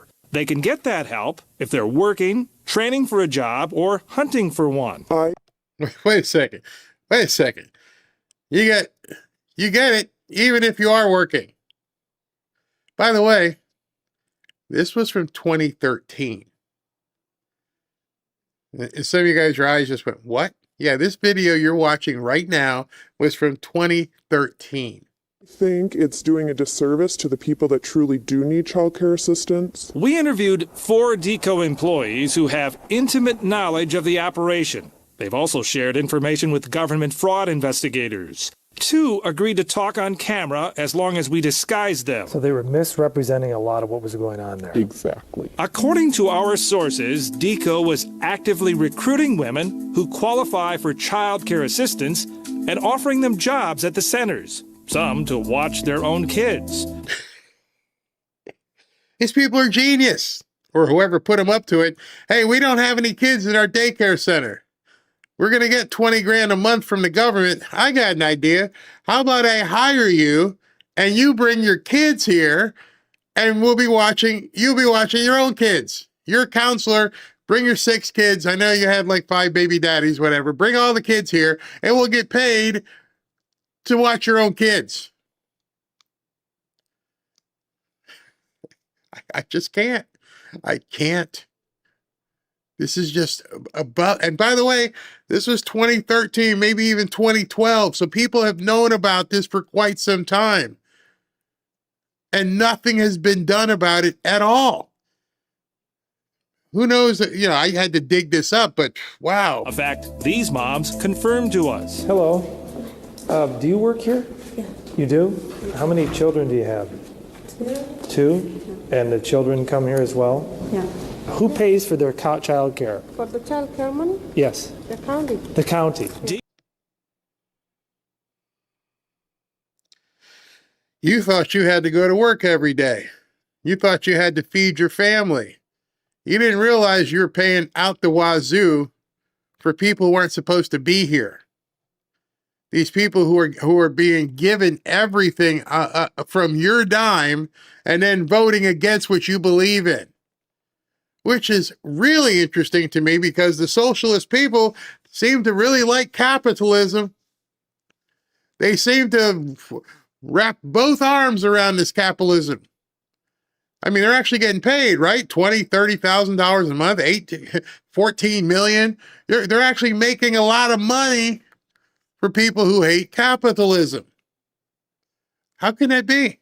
DECO then bills the county for child care while the moms are supposedly working. Were these legitimate jobs or not? No, there were too many that were being hired. We didn't even need that many. Our informants tell us that only a small percentage of the moms did anything. 2%. 2%. Did some kind of work. Did some kind of work. Sometimes they would come in, sign their children in, sign themselves in, and go grocery shopping. Our sources say the more children a woman had to enroll in child care, the more she'd make per hour, even though she had the same job title as all the other moms. The reason for that is because then they had more assistance for each of the families. On numerous... How did I not think of this? I'm a smart guy. Why didn't I think? Nobody told me I could be opening up daycare centers and making like millions. All you got to do is find some rundown piece of crap building, put up a sign, and then have your friends bring their kids over for a couple hours, and you're going to be making 10, 20, 30, 40, 50 grand a month. How did we not know about this? I have 4 sisters. I should be calling them, hey, you want to get in business? Yeah, I'll help you start your daycare center. Well, what are the kids we're going to? Your own. You got 3 of them. Just bring them in. Yeah. And hire Terry, the other sister. Bring her in. Let her sit there with her kids. She got 3 more. It's genius, Jerry. Occasions, we saw lots of women coming to the centers, each with 4, 5, or more kids in tow. Her value was in how many children she had. According to government records, DECO's Minneapolis and St. Paul centers were each eligible to receive nearly $50,000 in child care assistance funds every 2 weeks. Go ahead, cry for me. I want to cry, but I'm on camera, so I can't just cry right now. So they were getting $100 grand a month back in 2012. $100,000 a month for people who hate America. How can there be a Democrat Party? I think the only people who are Democrats at this point are the people who haven't had a chance to get their grift on, because these people, no wonder they keep voting for Democrats. They're getting paid. They laugh at people like Mondami. Socialism. Socialism. I get $100 grand a month. Where my math is, 50,000 every 2 weeks is 100 grand a month. 100 large every single month for doing nothing. And you wonder why they came over here and realized, they always make fun that, some of the racially inclined people talk about certain ethnicities owning 7-Elevens. And sometimes people talk about people who, own chicken restaurants and different people who own dry cleaners. But those are legit businesses. I had never heard this. I had never known that you can just open up a daycare center in some hovel of a building off the side of a highway with the ceiling tiles falling down, and they're going to send you 100 grand a month. America, what a country. Do the math. That's over $2 million a year. They're making a ton of money. According to our insiders, timesheets were submitted to the county, which inflated the hours the moms actually spent in the centers, allowing DECO to bill the government for maximum childcare time. So they'd fix the time schedule. Correct. A lot of women they did this for? Yes. State inspection reports obtained by the Fox 9 investigators show DECO has previously been cited for a number of logistical problems, including a lack of keeping accurate records of when staff worked. They were also fined for failing to do background checks on employees in order to provide documented proof that staff members received mandated safety training. While employed there, I saw falsifying documentation. So the record showed they'd received this training, but in fact they had not. Correct. I stopped by... Look, you would think if you got a violation that would cause some sort of cessation on the payments. But as you heard yesterday's show, with everything that Nick Shirley and everybody else is posting, the Minnesota Department of Human Services said, no, we haven't paused anything. Our investigation is not showing anything wrong. Of course it's not. Just keep the money going. Keep it going. DECO's Apple Valley office to speak with owner Yasmin Ali. She wouldn't go on camera, but I did record our conversation. We're told that you were falsifying records to get child care money. That is not true, but as I say, I'm not going to have any comments right now. In addition to all the funds for child care, DECO was also getting public money for kids' meals. The Minneapolis Center got nearly $90,000 for food in its first year of operation. This place did the catering. It's owned by Yasmin Ali's brothers. Oh, the mafia ain't got nothing on these people. We're going to get $90,000 for meals, and we're going to cater it from this place where I put my brother in. You can't even grasp the size of this grift, this fraud. And no wonder the Democrats don't want people looking, because this is just one. Remember, you're watching a video from 2012, 2013. By my estimation, that's 12 years ago. Do the math. And this is one location. We obtained a copy of the catering contract signed by Adarus Ali. We've seen his signature before on federal court documents. In 2009, Ali pled guilty to perjury. The Justice Department says he lied to a federal grand jury, testified he knew nothing about Somali men from Minnesota being recruited by a terrorist group to fight. Notice he was driving a Land Rover or a Range Rover. Back then, probably a $70,000 a year car. $70,000 car. In their homeland, when in fact, he sat in on a discussion and even drove some of the men to Twin Cities International for their flight to Somalia. Ali did not respond to numerous requests by the Fox 9 investigators for... He didn't respond because he doesn't have to. They don't care. Notice he said they were flying to Somalia. Yesterday, I showed you somebody at the airport who said they were stuffing suitcases full of cash. And it's interesting. Somebody picked up something about watching these videos saying they don't look rich. Where's the money going? Exactly. Nobody has looked into the wire transfers and where things are going and how the people are being paid. Crazy. In August 2022, during a search warrant executed by the Minnesota Bureau of Criminal Apprehension inside a Minneapolis Somali-owned daycare where they expected to find proof of fraud. Sunshine Child Care Center was located in a building behind the storefront on Lake Street. According to BCA reports, Sunshine had received more than $9 million in taxpayer-funded child care assistance program money since it was first licensed to serve up to 48 children 11 years earlier. It is so huge. $9 million.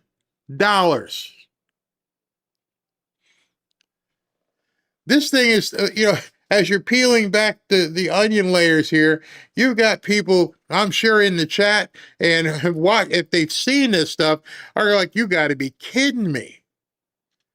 This isn't, again, Democrat or Republican. This isn't black or white. This is complete theft of your money, and they just kept it going. This one here, it says here that it began in 2011. They've been stealing Minnesota. What the hell is going on in Minnesota? DHS investigator referred the case to the BCA because they suspected fraud. The initial tip claimed that the owner, Fausia Hassan, would only hire employees who had 5 or more children. This kind of allegation is known to investigators, where mothers will essentially watch their own children at a daycare and get paid with taxpayer money.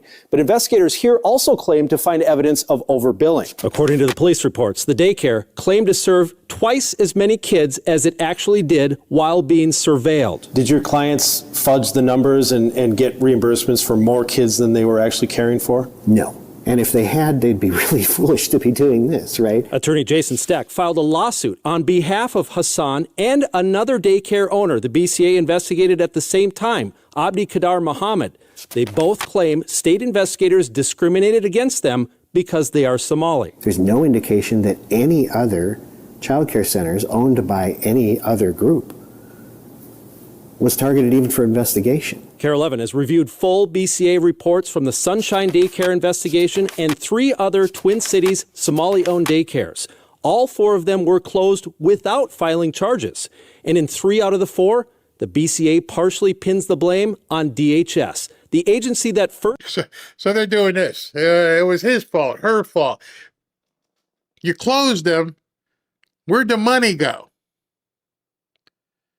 See, it's easy just to close a business and say, hey, you guys did bad. There's too much heat right now. We're going to close you. How much you want to bet that they just opened another one with somebody's sister or brother or cousin and just do it all over again?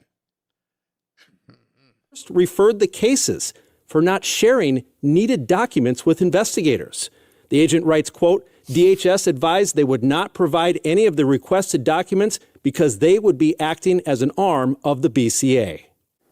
So why did DHS not provide those documents? Well, the Department of Children, Youth, and Families has since taken over oversight of daycares. They provided me a response to that allegation saying, quote, state agencies work collaboratively to fight fraud in Minnesota. In doing so, agencies are vigilant in how they collect and share data to avoid jeopardizing prosecution. Carla, and that federal lawsuit is active right now, the daycare owners who are suing. There is a motion to dismiss it that a judge is currently considering, but that case is currently active. So complicated, but thank you so much, Lou, for asking those hard questions and getting both sides on this ongoing controversy. Thank you again. Absolutely. So he asked the hard questions, you say. These older videos, you have to wonder why the media is not paying attention to this. Well, it's kind of obvious. In this clip here, this is something that CNN ran today. And just listen to how they twist it to where Nick Shirley becomes the bad guy. They won't say anything negative. Well, just listen to yourself. From CNN, can we talk to you? This is MAGA YouTuber Nick Shirley. Back at a daycare in Minnesota, he alleged was a fraudulent facility in a now viral video. People are going to say this is a left or right issue, but no, fraud is fraud. Over here. And so I'm not out here trying to put a twist on things. Shirley's viral video, released over the weekend, in which he says he's uncovering tens of millions of dollars in fraud at Minneapolis daycares run by the Somali community, was retweeted by Elon Musk and Vice President J.D. Vance. In the video, Shirley tries to open locked doors and talk to people at various daycares he claims are frauds. Did you come during their normal operating hours when you came to visit? I came at 11 a.m., I believe, and I also came the following day later in the day. The point of it is not whether or not I came at the right time of their operation hours. The point is that blacked out doors, they can't give you any information. You call that number, no one answers. I wasn't trying to go inside, and there should be a way for somebody to actually be able to call that number and somebody be able to answer. These aren't real businesses. But surely you don't think a daycare should just be unlocked. You shouldn't be. See, she's going after him. Surely, I think she realized at that point she was talking to Nick Shirley, and it kind of stunned her, but she had to get her point out. Surely, you don't think a daycare center is supposed to be unlocked. I can drive, well, today it's closed, it's 6 o'clock. I could drive down the street and I could walk onto the grounds and say, I'd like to drop off Freddie here. And what do I need? How the hell are you supposed to get clients if your doors aren't open? Oh, Barry, these are in bad areas, so they have to have security. Okay, well, then you have to buzz somebody in. Hey, knock, knock, knock. So he's doing it. Either way, it's the same thing. You got to knock on a door. Hey, how are you? Yeah, I'd like to talk to you about bringing in Joey here. And that's what he called his son, Joey. No, honey, you left that part out. How are you supposed to do business if you don't have any open doors? Able to just walk into a daycare. Should be a reception. No, every daycare is locked. She's telling people on CNN every daycare is locked. So I think what I'm going to do is Monday, drive over to the grocery store because the daycare is right next to it. And I'm going to just walk out there and talk to somebody about putting in, I don't know, little baby Midas. Every daycare is locked. No, not true. Not true. Their doors are locked. And so, okay, you bring up a fair point. Then, but why can't they actually give me information how to enroll a child? Federal law enforcement has been investigating fraud in Minnesota for several years. Both Attorney General Pam Bondi and FBI Director Kash Patel said on social media they've indicted dozens of defendants. DHS has posted multiple videos of agents they say are conducting a massive fraud investigation. Do you think that federal law enforcement hasn't done enough? I mean, they would say, look, these fraud cases have been going on, but they've already done like 80 indictments. The cases have been going on, for years. And why did I? What's her question? She's not talking about the fraud. She's wondering why he's there and why Kash Patel and Pam Bondi, why aren't you knocking on the door? You're standing right there. You do it. Go knock on the door. Knock on the door and see if you can get in. See if the kids are in there. Show up one day in Minnesota and go to all these daycares, no children. They're receiving millions of dollars. We uncovered nearly $110 million in fraud in one day. How do you know that all the allegations that you're making are true? How do I know that they're true? Well, we showed you guys what was happening, and then you guys can go ahead and make your own analysis. We're coming so we can make our own analysis. Are you 100% sure you're true? Yeah, I am 100% sure I'm true. CNN.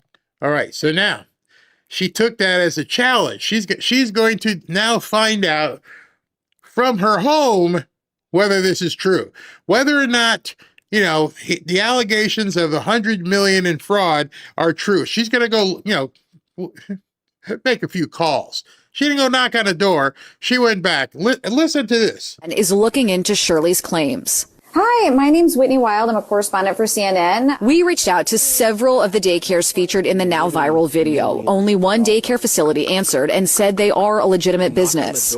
Okay. See, the rubes out there will say, well, she proved it. Well, the only thing she proved is he was right.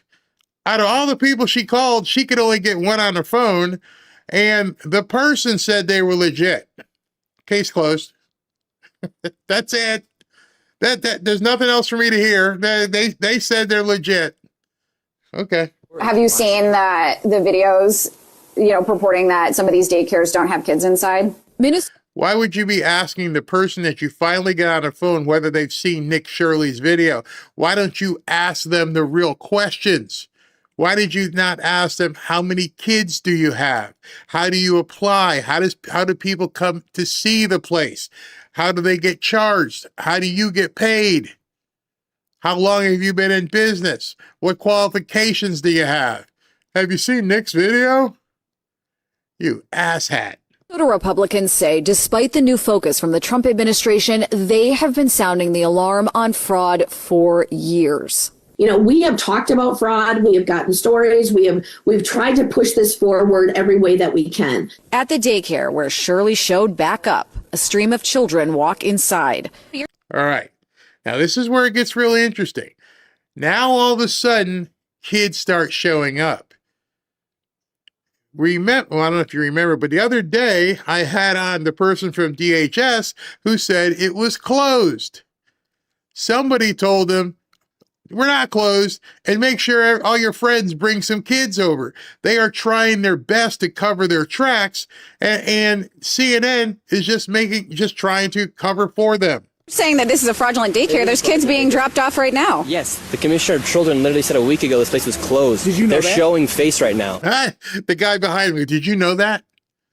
You're working for CNN. You didn't even know that the authorities said it was closed down. You don't know the gig right now. You're trying to put it on Nick instead of understanding this is what's going on. They're trying to twist it. They are stuck. The Democrats are stuck. The media is stuck. There's no way out of this. And then when she interviewed the Republicans in the Minnesota government, they said, we've been sounding the alarm for years. Notice she didn't say anything more about that. Lady said something about sounding the alarm for years. Let me change subjects here. A viral video, disputed claims, and their full fallout remains to be seen. Whitney, you mentioned in your story that there were dozens of convictions going back to 2022. Can you explain what those convictions established? Well, this was really the beginning of this massive fraud case that has now led to more than 50 convictions, 56 people at least convicted as of September of this year, Jim. At least 78 people have been indicted in that case. It was this sprawling investigation that, DOJ has really touted as their effort to try to root out what is a fraud problem here in Minnesota, Jim. And then, of course, that many of them did begin a number of years ago. Whitney Wild, good to have you there. Thanks very much. That must have hurt. That must have hurt. Yeah, there's like 80 different people being convicted, and there's more happening. That was one of the worst broadcast news things I've ever seen. That segment, that hit that she just did nothing to hurt Nick Shirley. Made CNN look stupid. I don't know who she called. I called several of them. I spoke to one person. Who did you talk to? Which daycare center did you call? Why did you not say that? I called Happy Trails Daycare Center. All right, let's go look at Happy Trails Daycare Center. Why'd you call them? Why didn't you just go stop by unannounced? That's not journalism. That's BS. These people are nuts. This scandal is totally appalling, but it is also unsurprising, and that's because it's a microcosm of what ails the Democratic elites. That's our Why It Matters segment for the night. The latest revelations join others in which suspected Somali fraudsters stole more than $9 billion. Look at that guy's picture and see if you don't see him behind the mayor of Minneapolis doing his dance. And he also happens to look like one of the guys that opened the door at one of the daycare centers. Dollars in federal funds from 14 state-run agencies dating back to 2018. Somali Americans make up 89% of the defendants charged. The absolute scale of the fraud just beggars belief. Where were the spot checks? Where were the officials? It seems totally impossible that the Democratic leadership was not somehow in on this. Just think about how outrageous this is. You are wondering whether you can afford to have another child because childcare is so expensive. Meanwhile, a group of Somalis in Minnesota got $110 million for childcare centers that don't exist. $110 million that they know of, that they've only gone back a little ways. That's been the last couple of years. As you've heard, this goes back a decade or more. All the while, the only thing that Tim Walz can do is complain that Trump is coming after them. Trump is trying to create a narrative. The narrative is what it is. You people have ripped off America for a long time, and you knew it. That's, I think, what the big problem is. It would be one thing if it was covert, you didn't know it was happening.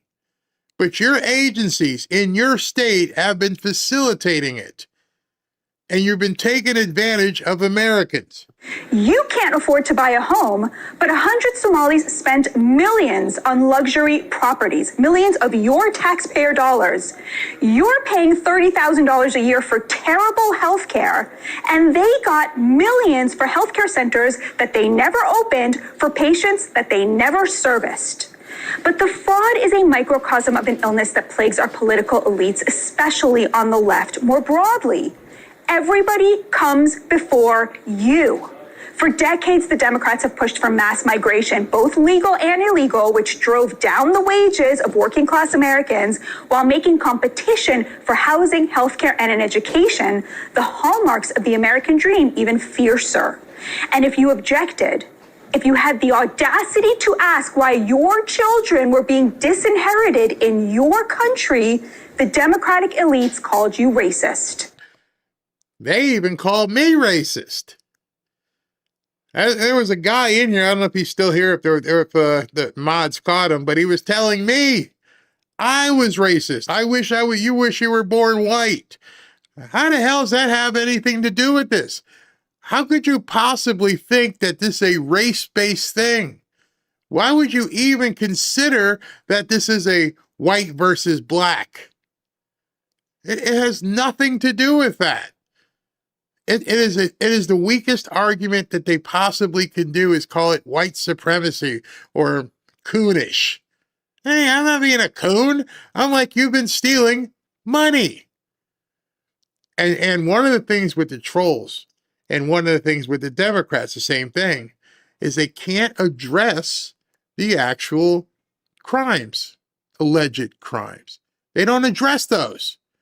The attack immediately spins to MAGA YouTuber Nick Shirley. Alleged fraud.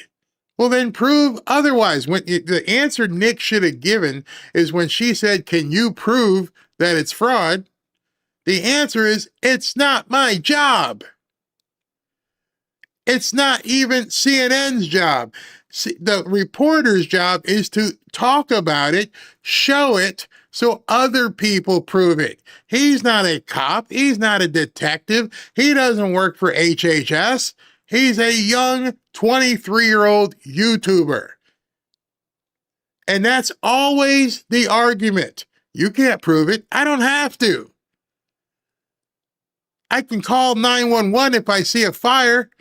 Doesn't mean I'm going to climb up the roof and try to put it out. It's not my job. Obviously, if I heard people screaming, I'd try to get them out, but at the same time, it get kind of hot.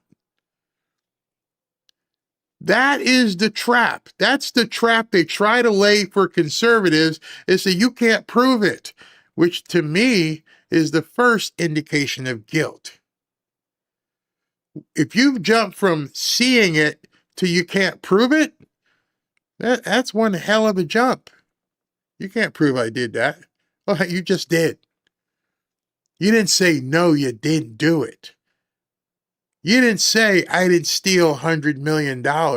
You said, you can't prove it.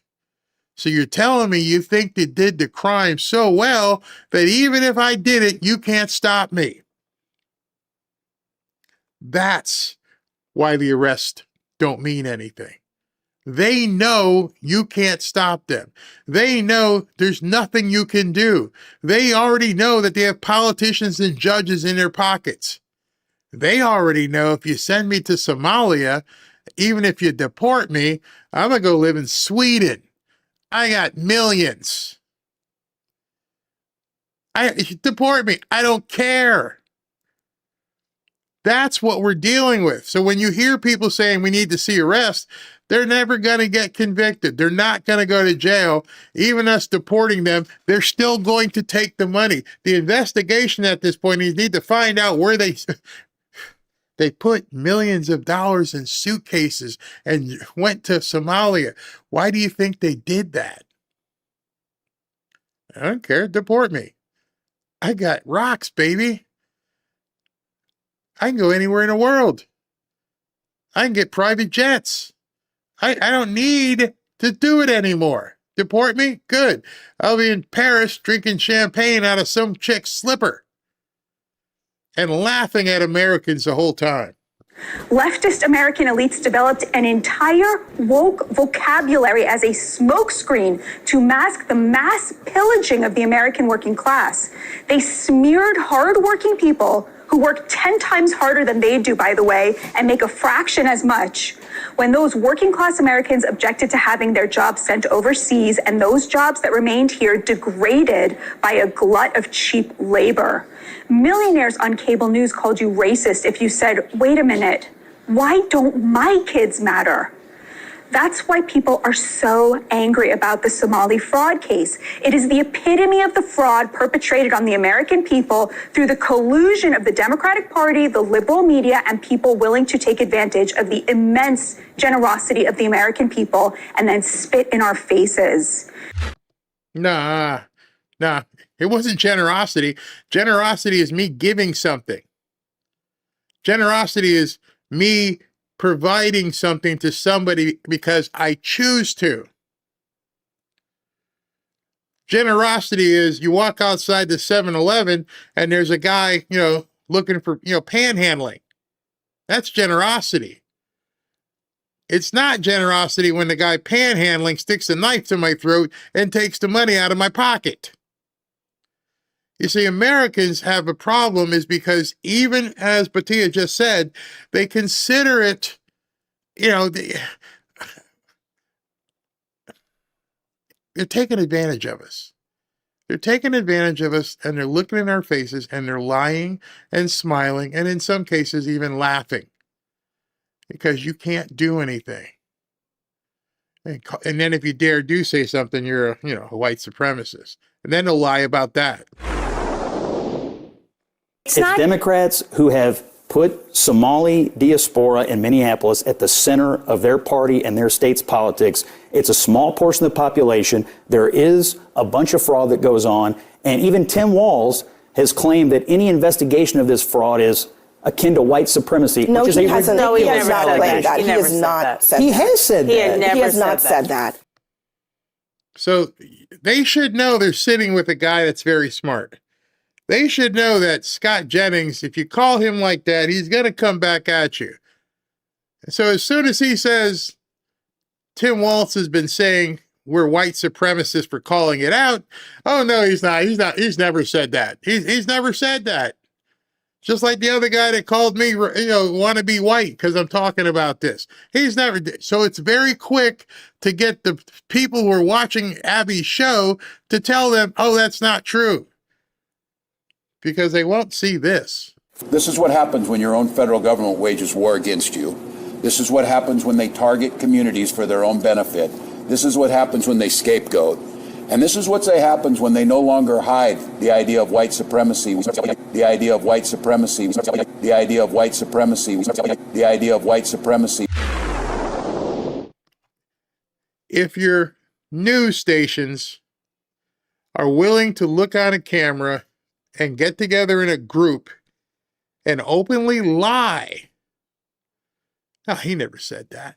Knowing full well we have the benefit of archives and databases to pull tape. I subscribe to so many different databases where I can get in and pull videos. Hey, do me a search. Let me see if Tim Walz said white supremacy. Oh, it's right there. Gotcha. I guess I'll have to show it to my people because CNN won't tell the freaking truth. But hopefully these people are about to go to jail. We're almost done because you got to run to New Year's dinner. This was Caroline Levitt this morning. Welcome back. Right now, Health and Human Services pausing its annual $185 million child care payments to Minnesota because this massive fraud investigation is growing.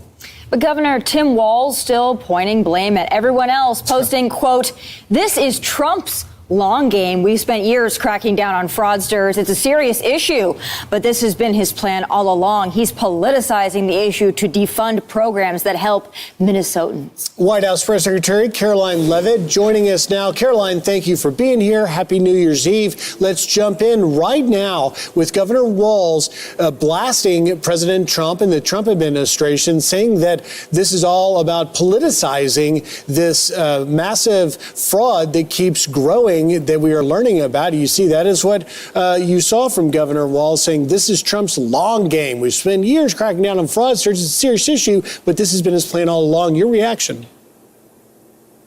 Governor Walz is completely incompetent. He always has been, and President Trump has long called him out for his incompetence and his poor leadership in the great state of Minnesota. I want to commend Nick Shirley for his incredible video in Real Journalism that went viral this past week. He epitomizes what new media looks like, and that's exactly why we at the White House, under President Trump's direction, have embraced new media journalists like Nick Shirley. We've welcomed them in to the White House press pool. We invited Nick Shirley to brief the President of the United States at an Antifa roundtable earlier this year. And this fraud in Governor Walz's state in Minnesota is something the Trump administration has been working on since day one. And since Nick Shirley's journalism really brought this issue further to light, we have surged resources across the board to the state. So I want your audience to understand this is a top priority for the administration. The Department of Justice, as we speak, is continuing to execute search warrants and subpoenas.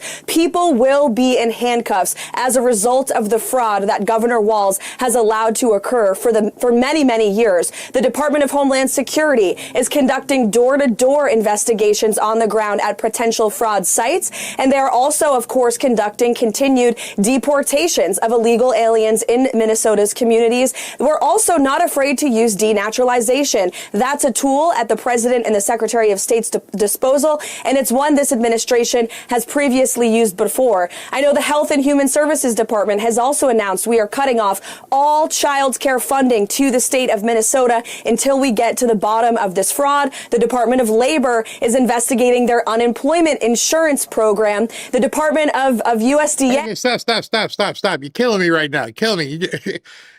You may need to pull back and rewind, because next time somebody says nothing is happening, she couldn't say it all.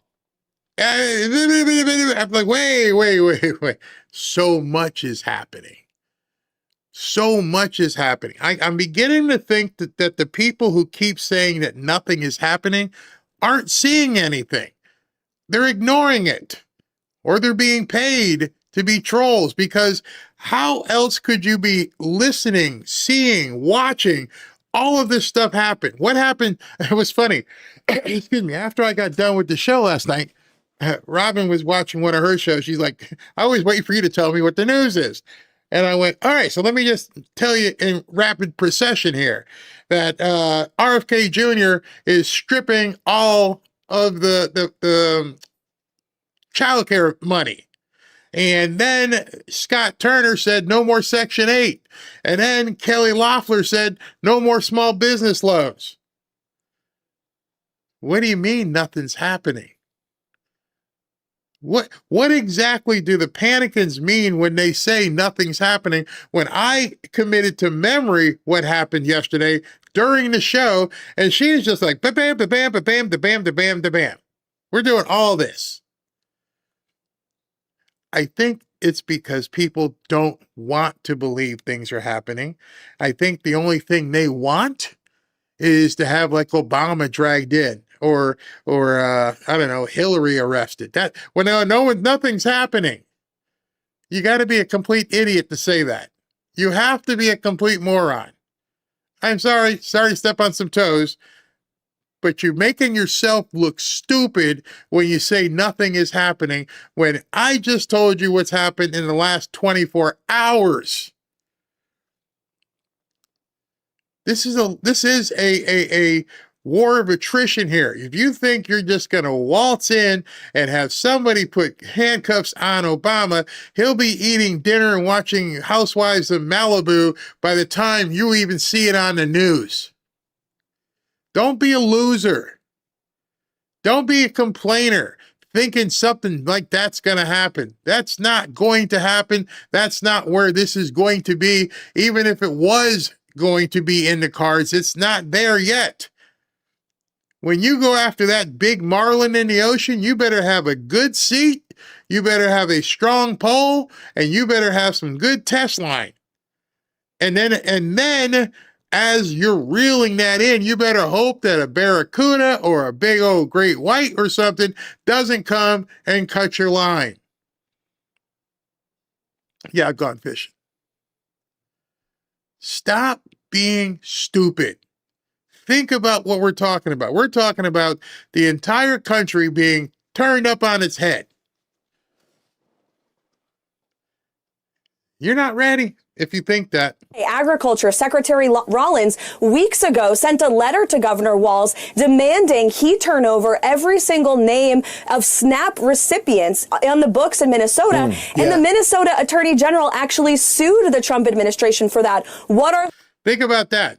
You've got people across the country in some of these states, the blue states, who are suing to refuse accountability for the money that they've been receiving. Hey, listen, you got, 50,000 people on SNAP. Who are they? Can't show you. Wait a minute, you want me to give you money, but then you don't want me to find out where the money's going. You can go pound sand.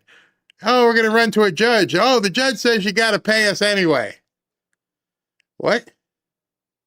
That's what we're up against? I want to know who we're paying, and your judge is telling me I can't know, and I can't stop the payments. As we sit here right now at 6:35 on New Year's Eve, you now know that RFK Jr.'s office stopped all the child care money. You now know that Kelly Loeffler stopped all the SBA money. You now know that Scott Turner stopped all the Section 8 money. How much you want to put down? Let's go to casino here. Let's go to Barry's Casino. How much you want to put down that by, I don't know, Wednesday or Thursday of next week, some judge will say, you can't do it. I'll take those odds. I am pretty sure some judge is going to say, you got to keep paying people. Matter of fact, tomorrow's the first of the month. That's going to be a whole lot of rent money need to be paying. I'm positive some judge will say you have to keep paying. I wouldn't even be surprised. I would count on it. And yet you're talking about arrest. We can't even stop fraudulent money from being spent with these judges. Yeah, I'll definitely need to unleash hell. Hiding, our entire administration is working around the clock to get to the bottom of it, and President Trump is not going to let Governor Walz off the hook. So, Caroline, just very quickly to clarify, you covered a lot there, but you mentioned the denaturalization. House Majority Whip Tom Emmer, a congressman from Minnesota, has called for all of the Somalis that are convicted of fraud to have their citizenship revoked. We know so far, according to Pam Bondi, that 98 of the people charged, 85 are of Somali descent. Does President Trump want those Somalis to have their citizenship revoked if convicted of fraud? Absolutely. And it's something the Department of Homeland Security, the Department of State is currently looking at right now. It's something this administration has already done. And we know that there are liberal activist judges across the country who will try to block and tackle this administration from pursuing justice. What I tell you, they know it. I know it. You know it. The judges are going to get in the way and stop the lawful activity of the president. I told you yesterday, how do you define that? How do you define what she just said and what I've been saying? Well, that would be an insurrection. JWAG asked this question. JWAG said, Barry, I'm confused. If not arrest, what is going to happen? Well, rewind to the beginning of this show. By the way, it didn't cut off. I think we figured out what was going wrong. But rewind to the beginning of this show, and I'm trying to tell you there's only one way that this is going to be fixed. One way. By that one man. You're not going to, the arrests are not going to do it. Even if Tim Walz was arrested tomorrow morning on New Year's Day and they brought his ass in at 8 o'clock, he'd be having breakfast at home with his crazy daughter. That's the thing you have to digest at this point. Forget the arrest. That is very hard for people to realize and accept. What do you mean? No, it's not going to happen. She just told you the judges are crazy. There's only one way. And if he doesn't do it, I'm not going to be looking at an apartment in the Caymans or something. That's why the midterms, to me, don't matter. Because the only way out of this is to just pull the Band-Aid off and do a reset. Got to start over. Let the chips fall where they may. Let people scream, riot, do whatever we do. Turn it off. Turn everything off. Shut down electricity. Do whatever you need to do. We have to stop this. That's why I was saying earlier, I don't think you're ready for this. They are going to do my gosh, people. Think back a couple years ago when they thought Trump was going to win then, they were willing to kill millions of people. Let me finish with her, but understand that. I think people forgot. They were willing to just unleash, wink, wink, this thing on America and tell you you couldn't even go to a restaurant or a church and you had to wear a face diaper and you had to stay home and nobody could work and all your businesses were shut down. Think, if they were willing to do that then, what the hell do you think they're going to be willing to do if Trump pulls the insurrection card? This is so much bigger. I'm just trying to sit here and prepare you. Some people think I'm crazy, and I'm like, well, you know, a couple years ago, I never thought I wouldn't be able to go to church. A couple years ago, I didn't know I had to walk around like this. Oh, I didn't know I had to do this. I didn't know I had to stand 6 feet away from somebody.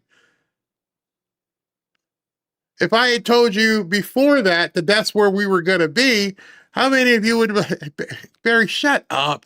We're not going to have to stand 6 feet away from people. We're not going to have to put on face diapers. That's never going to happen. They're not going to tell you don't come out your house ever.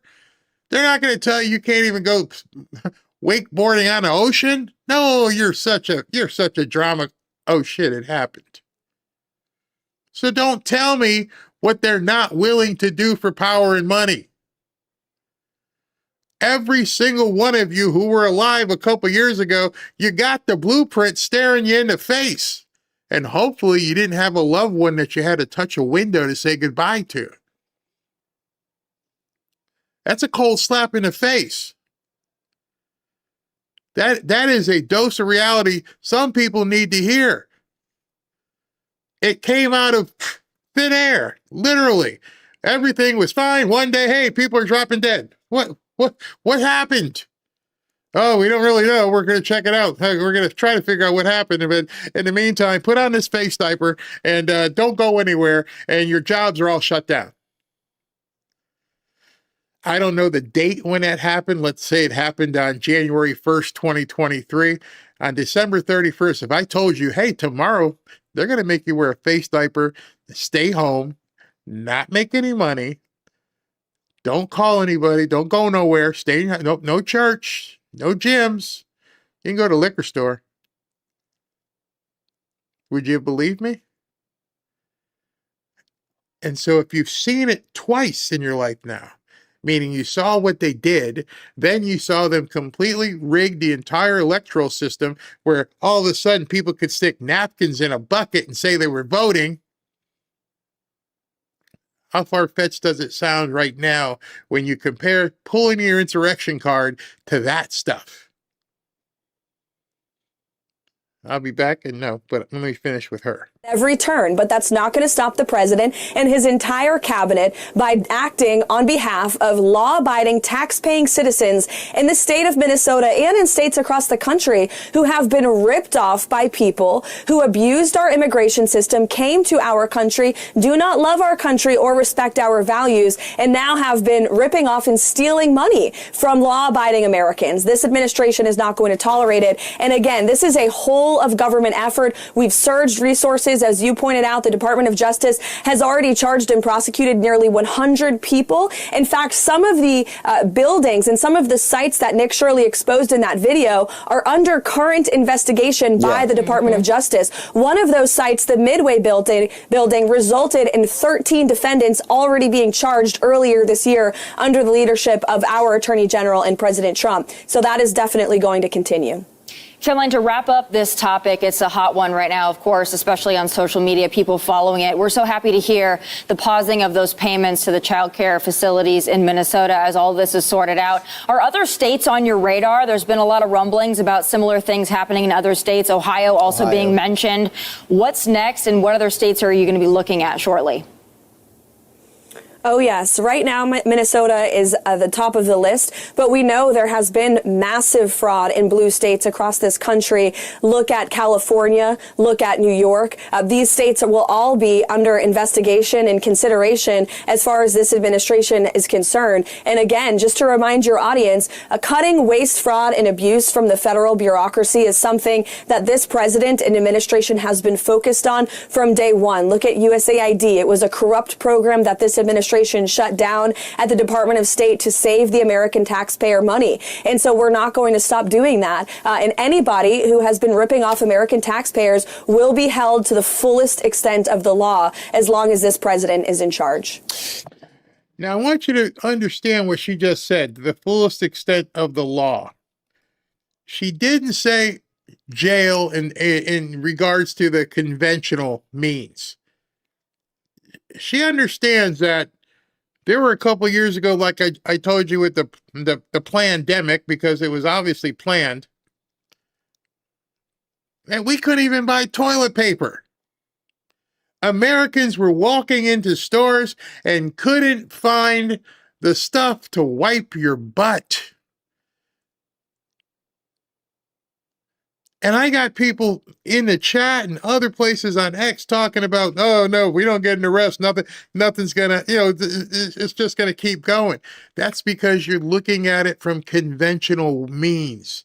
You're looking at it from the aspect of how things have been here in America. As you leave here tonight, understand there is no way we can arrest our way out of this. She even said it. We got crooked judges. It ain't going to happen. So what exactly is going to happen? The only way this is going to work is with the Insurrection Act. Somebody in the chat asked, what about SCOTUS? You understand, if he goes with the Insurrection Act, which I believe he has to, it pretty much eliminates SCOTUS as well. Some of you may be wondering, well, how does that happen? If the Supreme Court says he can't do the Insurrection Act, then he can't do it. And I'm going to direct you to an old saying, I believe it was Andrew Jackson. Nice decision you have here.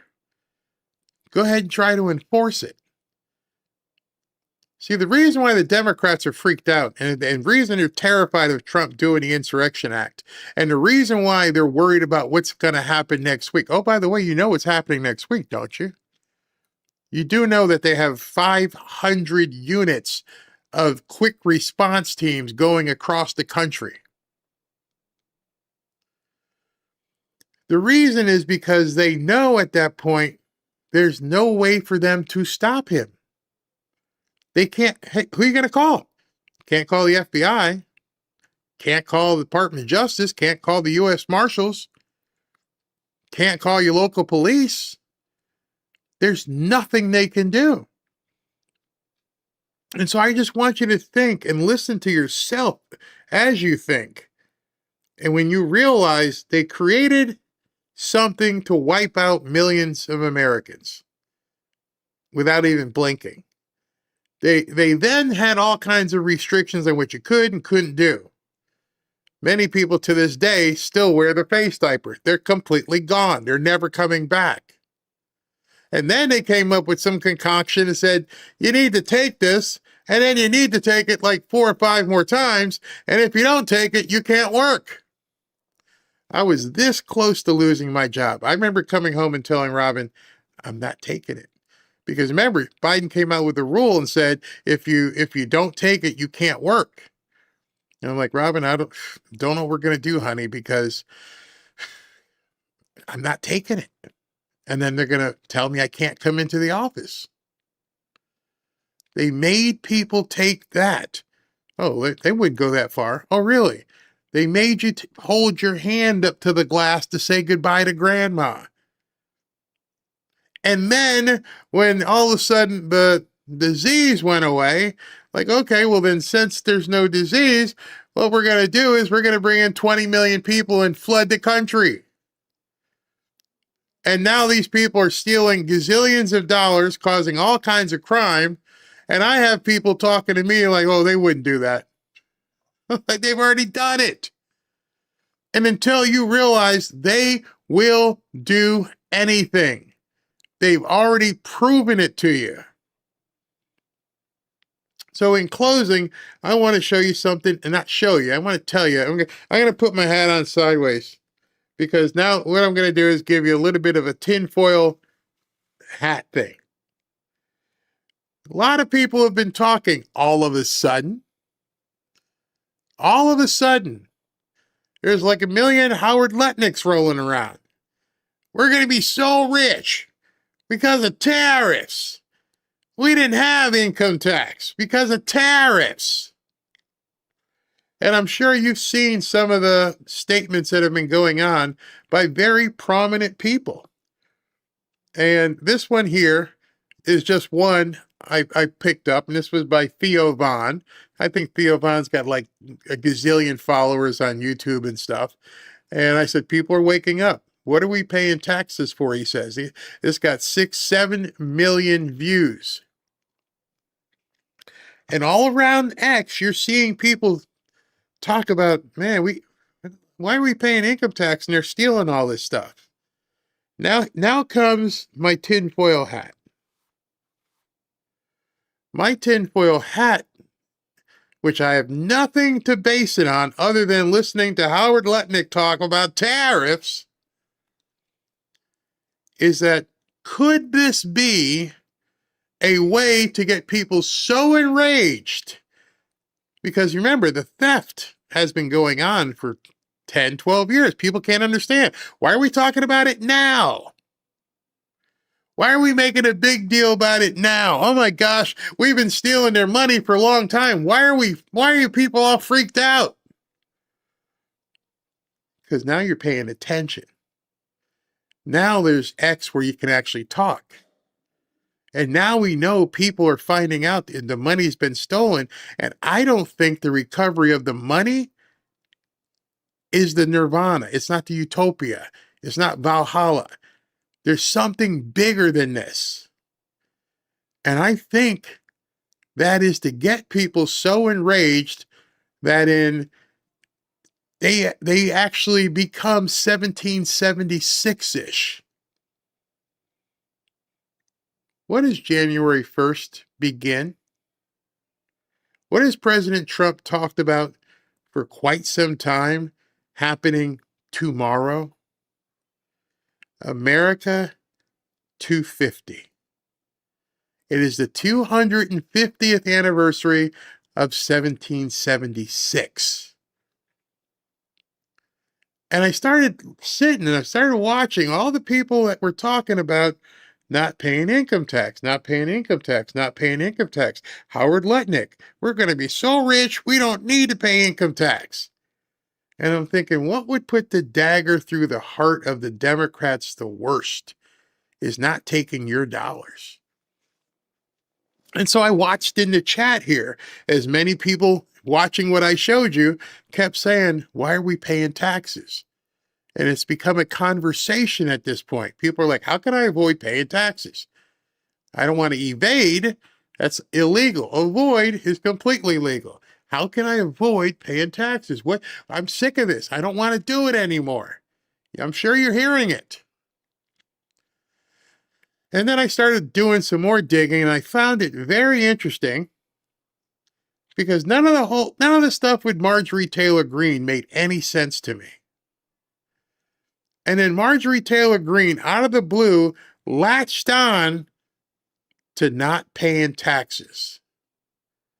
And I thought to myself, because it seems completely out of the ordinary that Marjorie Taylor Greene, who is so MAGA, would split very badly with Donald Trump to the point of calling him out and screaming and everything. And now she comes around to starting to advocate not paying income taxes as we approach America 250. I have nothing to base this on, and I want you guys just to begin looking at who starts talking about stopping income tax. She could never have done this while she was a member of Congress. They would think it's heresy for a person in Congress to be saying, hey, why don't we not pay income taxes? She's leaving as of next week. And now she's become a huge advocate for not paying income taxes during the year of America 250. What if this was a plan to get people outraged to the point where April 15th, people are like, hell no. We're not paying. We've had enough. Go collect from the Somalis. Go get their money before you expect to take any more of mine. Tell little Zelensky to cough up a couple billion. We're done. We're completely done. We've had enough.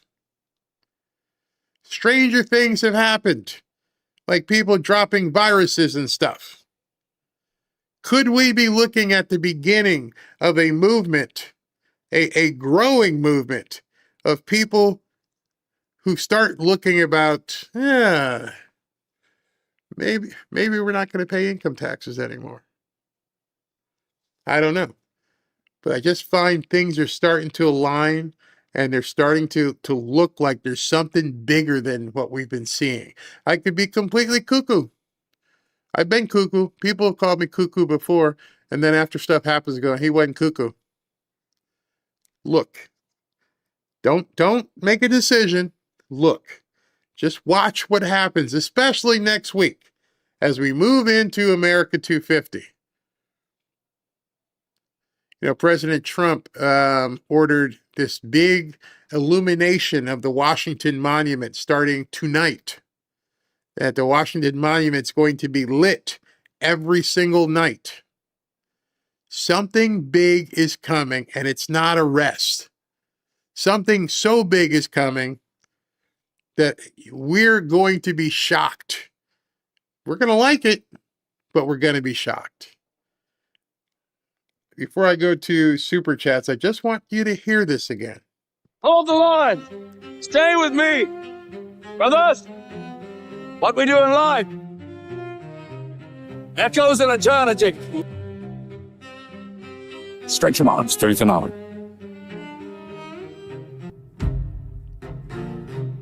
At my signal, unleash hell.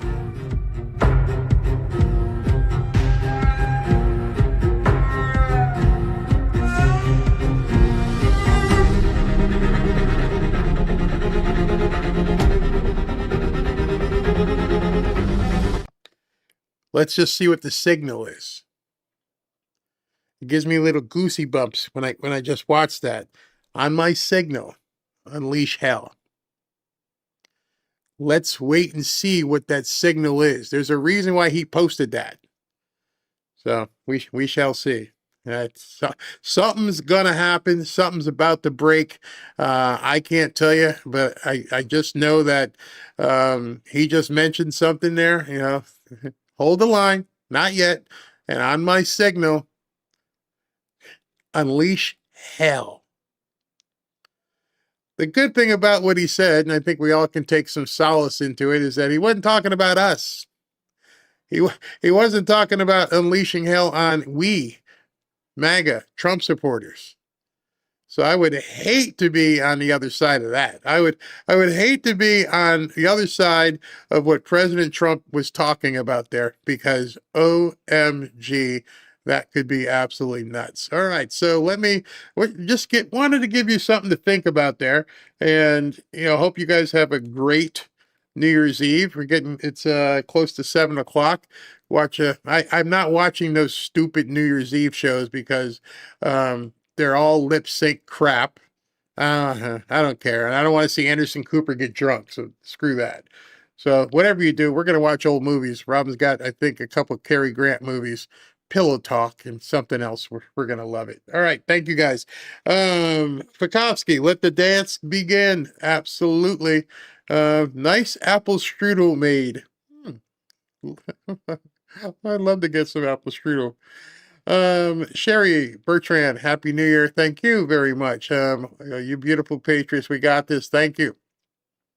Pekovsky, overnight the temperature is dipping to 10 degrees in Chicago. My goodness. It did get a little chilly here. It was, I don't know, this morning we woke up and it was like 45 outside. Even the dogs were like, nope, we're not going to do this. You're going to have to wait or something. And Robin has the cutest little sweaters for both Lily and Midas. I mean, I'm not a big Fifi dogger. Who am I kidding? I love my Midas. But they look so cute in their sweaters. Who's this? Cheryl Courtright. Happy. I so appreciate fanfare. You give perspective and insight on things no one else online does. Thank you. Thank you very much. Godric, thank you. And this is from SS07456. Thank you very much, anonymously. SS again, we all have to stand up and make our voices heard. Thank you, Barry and gang, for all you do to bring us the most important news every day. Thank you. And I love it that you guys, stick around and listen to me yammer for a couple hours. I mean, I was telling Ashley, starting after the first, I'm going to have to change the timing of the shows so I'm not burning myself out doing 2 shows, because I'm still going to do 2 shows, and maybe the daytime show would be shorter and make 2 shows instead of 1 long one.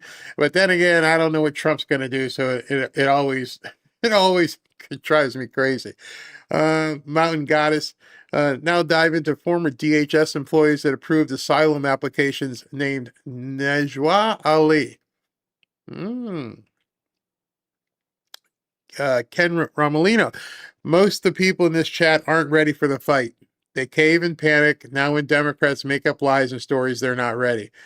That's what you're here for, Ken. Let people know. They may need support. People may need to be talked about. People might need to understand what's happening. Diamond G, National Guard is being pulled out. Yep. In case you haven't seen it, the National Guard is being pulled out of some of these blue cities, which means the military is next. The Supreme Court already said that, so that's what's coming. You're exactly right, Diamond DG. D-Tech, thank you. Steve Anderson, address on door at Learning Center was misspelled. D-Tech, Barry, complete agree with you. People forget Trump said he would obliterate the deep state. Absolutely. Andrew Jackson was the only president to ever dismantle the central bank of his day, also known as the Fed. So much is happening. I mean, so much. And watch that silver stuff, because there's some crazy stuff going on with the banks. I mean, I sit back almost with a new pot of popcorn. Let's see every morning, what are they going to do? Buddy Sanders, why did they send a kid out there for a press conference? At least have an adult answer questions. You mean CNN or which press conference? Not sure. Bruley, Barry, thank you for you and your amazing mods and staff. You do amazing work. We love what you're doing and have for a long time. Keep us your blessed mission for all of us. Thank you. Beth, you're a mod. This is the true meaning of Scripture. Timothy 6:10. For the love of money is the root of all kinds of evil. God warned us this would happen. And that's very important for people to understand. It's the love of money. Money is not the root of all evil. The love of money. When you will do anything, steal, cheat, lie, deceive just to get money, that's the problem. Not having money. Demon of Cybertron. So you guys really ready? This means no police help. That's one of the reasons why I wanted to show that. They're not coming to help. Julie McClure. Thank you, Julie. Happy New Year to you. Ashley, Mods, and Fanfare 2026 is going to be amazing. I stand with President Trump. Thank you very much, Julie. As do I. Esmeralda, if you ever want stories from a 15-year veteran of various social services, hit me up. Deal. Go ahead and get in touch with Beth and we'll figure out how to get a hold of you and we'll talk. I'd rather talk to real people and understand their experiences than listen to crap from, guests that are trying to bloviate. Vincent, thank you, Barry, Ashley, and Mods, for all you do. Keep us informed, and Happy New Year to all the Fanfare patrons, and to you as well. Robert Daly, shouldn't their accountant who filed their taxes have records? Yep. That was the most insane. Oh, that's the why they sent the kid out. I don't know why they sent that kid out, but they had to have their white lady liberal in the background. Yeah, they don't realize this is 2025 and everything's digital. So it was so funny. We went down to, as you know, the Dolphins game, and I had to get a new parking pass, and they emailed me and they said you got to print it. I don't even have a printer. I don't even have a printer. I had to send it to FedEx and go over to FedEx and have them print it out. So, of course, people have digital. That's insane. The dog ate it, and we don't have anything left. The dog ate it or something. Linnell, ask a mail carrier. We see everything. That's true. Buddy, Al Capone is jealous, but he never took from kids. Fazul, trillions in fraud nationwide. My guess about 37. I can't even venture a guess to what that number must be. Sue, Barry, did you see Trump post on Truth Social? Yes, I did. The one about the National Guard. I'll put it up before we leave. Mr. Fisher, Dems shut down all the COVID talk when they opened the borders. How convenient. You know what else is funny? America is such a horrible country, and I know you've thought this to yourself, but that millions of people want to come to this horrible country. Tomorrow, Mandami, the communist, he's getting inaugurated with his hand on the Quran. I'm going to just leave that there. Deirdre, where'd that go? Barry, what's the plan if the Dems go to biohazard warfare? They'll probably give the newcomers the antidote for free. Sorry if it sounds conspiracy-ish. I don't think it's conspiracy-ish. I think anything that they can do to try and fight back, they will. So if they do that, like I said, make sure you've got stuff prepped. Make sure that if they poison the water supply, you have water. I know a lot of people, I talk about Lear Capital and silver and gold. Well, before I did any of that, we invested in a garage full of stuff so that we would be able to eat. We'd be able to have water. We have alternate lights in case the electricity goes down. You guys, again, we're veterans because we live in Florida and it's very easy. We know how to prepare for hurricanes. People who haven't prepared for disasters, you might be at a disadvantage, but now might be the time to do it. And that's not being crazy, Deidre. It's not being crazy at all. Start planning. Definitely. Deborah, Happy New Year to you as well. And by the way, if you plan for the worst, you don't lose money. It's still sitting there. I mean, there are times when we have a barbecue or something, people can eat. You need bottled water, I'll go get a case, then I'll just replace it. No big deal. Chiosop, Happy New Year to you all. Let's take our country back in 2026. I'm ready. I am definitely ready. And when I say ready, that includes things that go bang, bang. So if you haven't gotten that ready, you might want to go get ready. You know what I'm saying? You might want to go get the bang bangs. Let's see here. Did I do that? Yeah, I did. Yeah, okay. Chief Fisher. Yep. Sword and Magic helmets. Wow. Can't wait to say, are you not entertained? Was that the same movie with the clip that Trump did? Was that from Gladiator or It had to have been. Yeah, that had to have been Gladiator. Roger Gardner. We need our own Boston Tea Party. Yeah, exactly.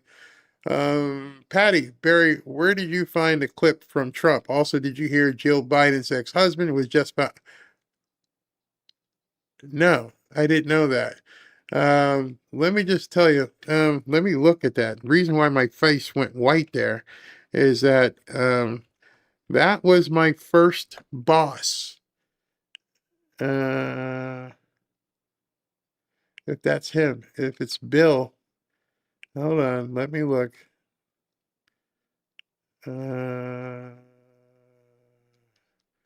Wow. Wait a minute. Sorry for stopping, but Bill, hold on. The wife of Jill Biden's first husband has died involving a domestic dispute. I've got it up here so you guys can see it. Hold on.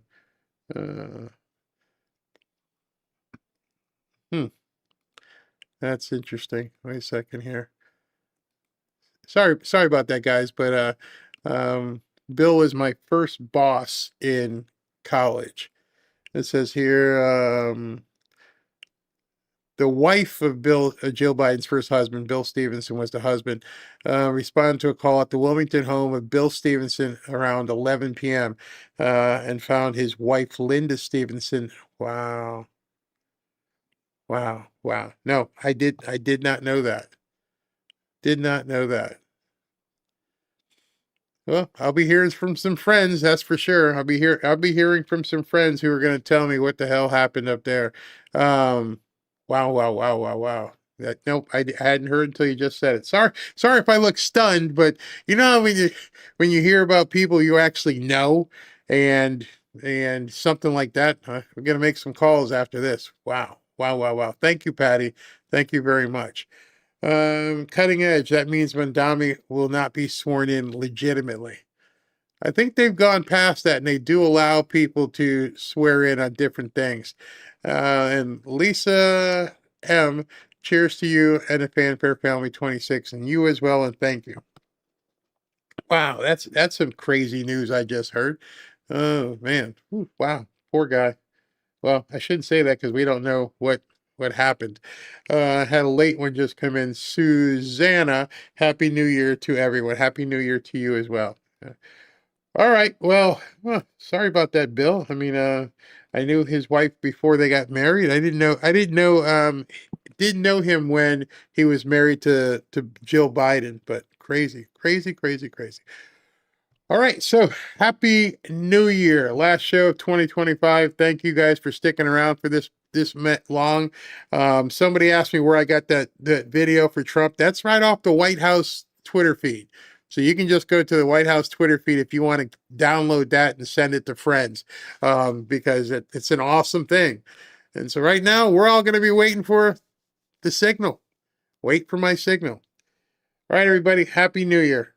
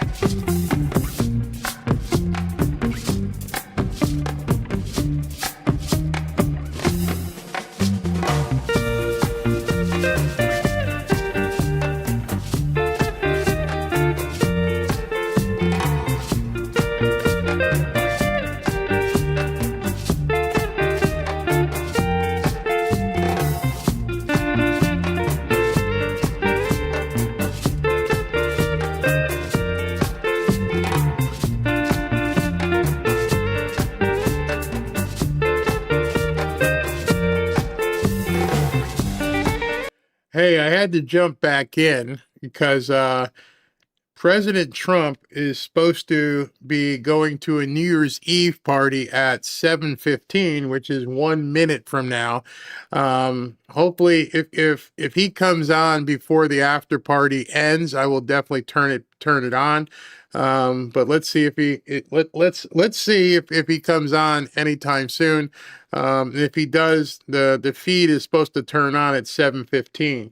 So while the after party is going ahead and playing, I'm not gonna leave here. I'm gonna watch it and see if he comes on. If he comes on, we're gonna take it. So if you see Trump come on, just know I'm just letting you know he may be showing up here shortly.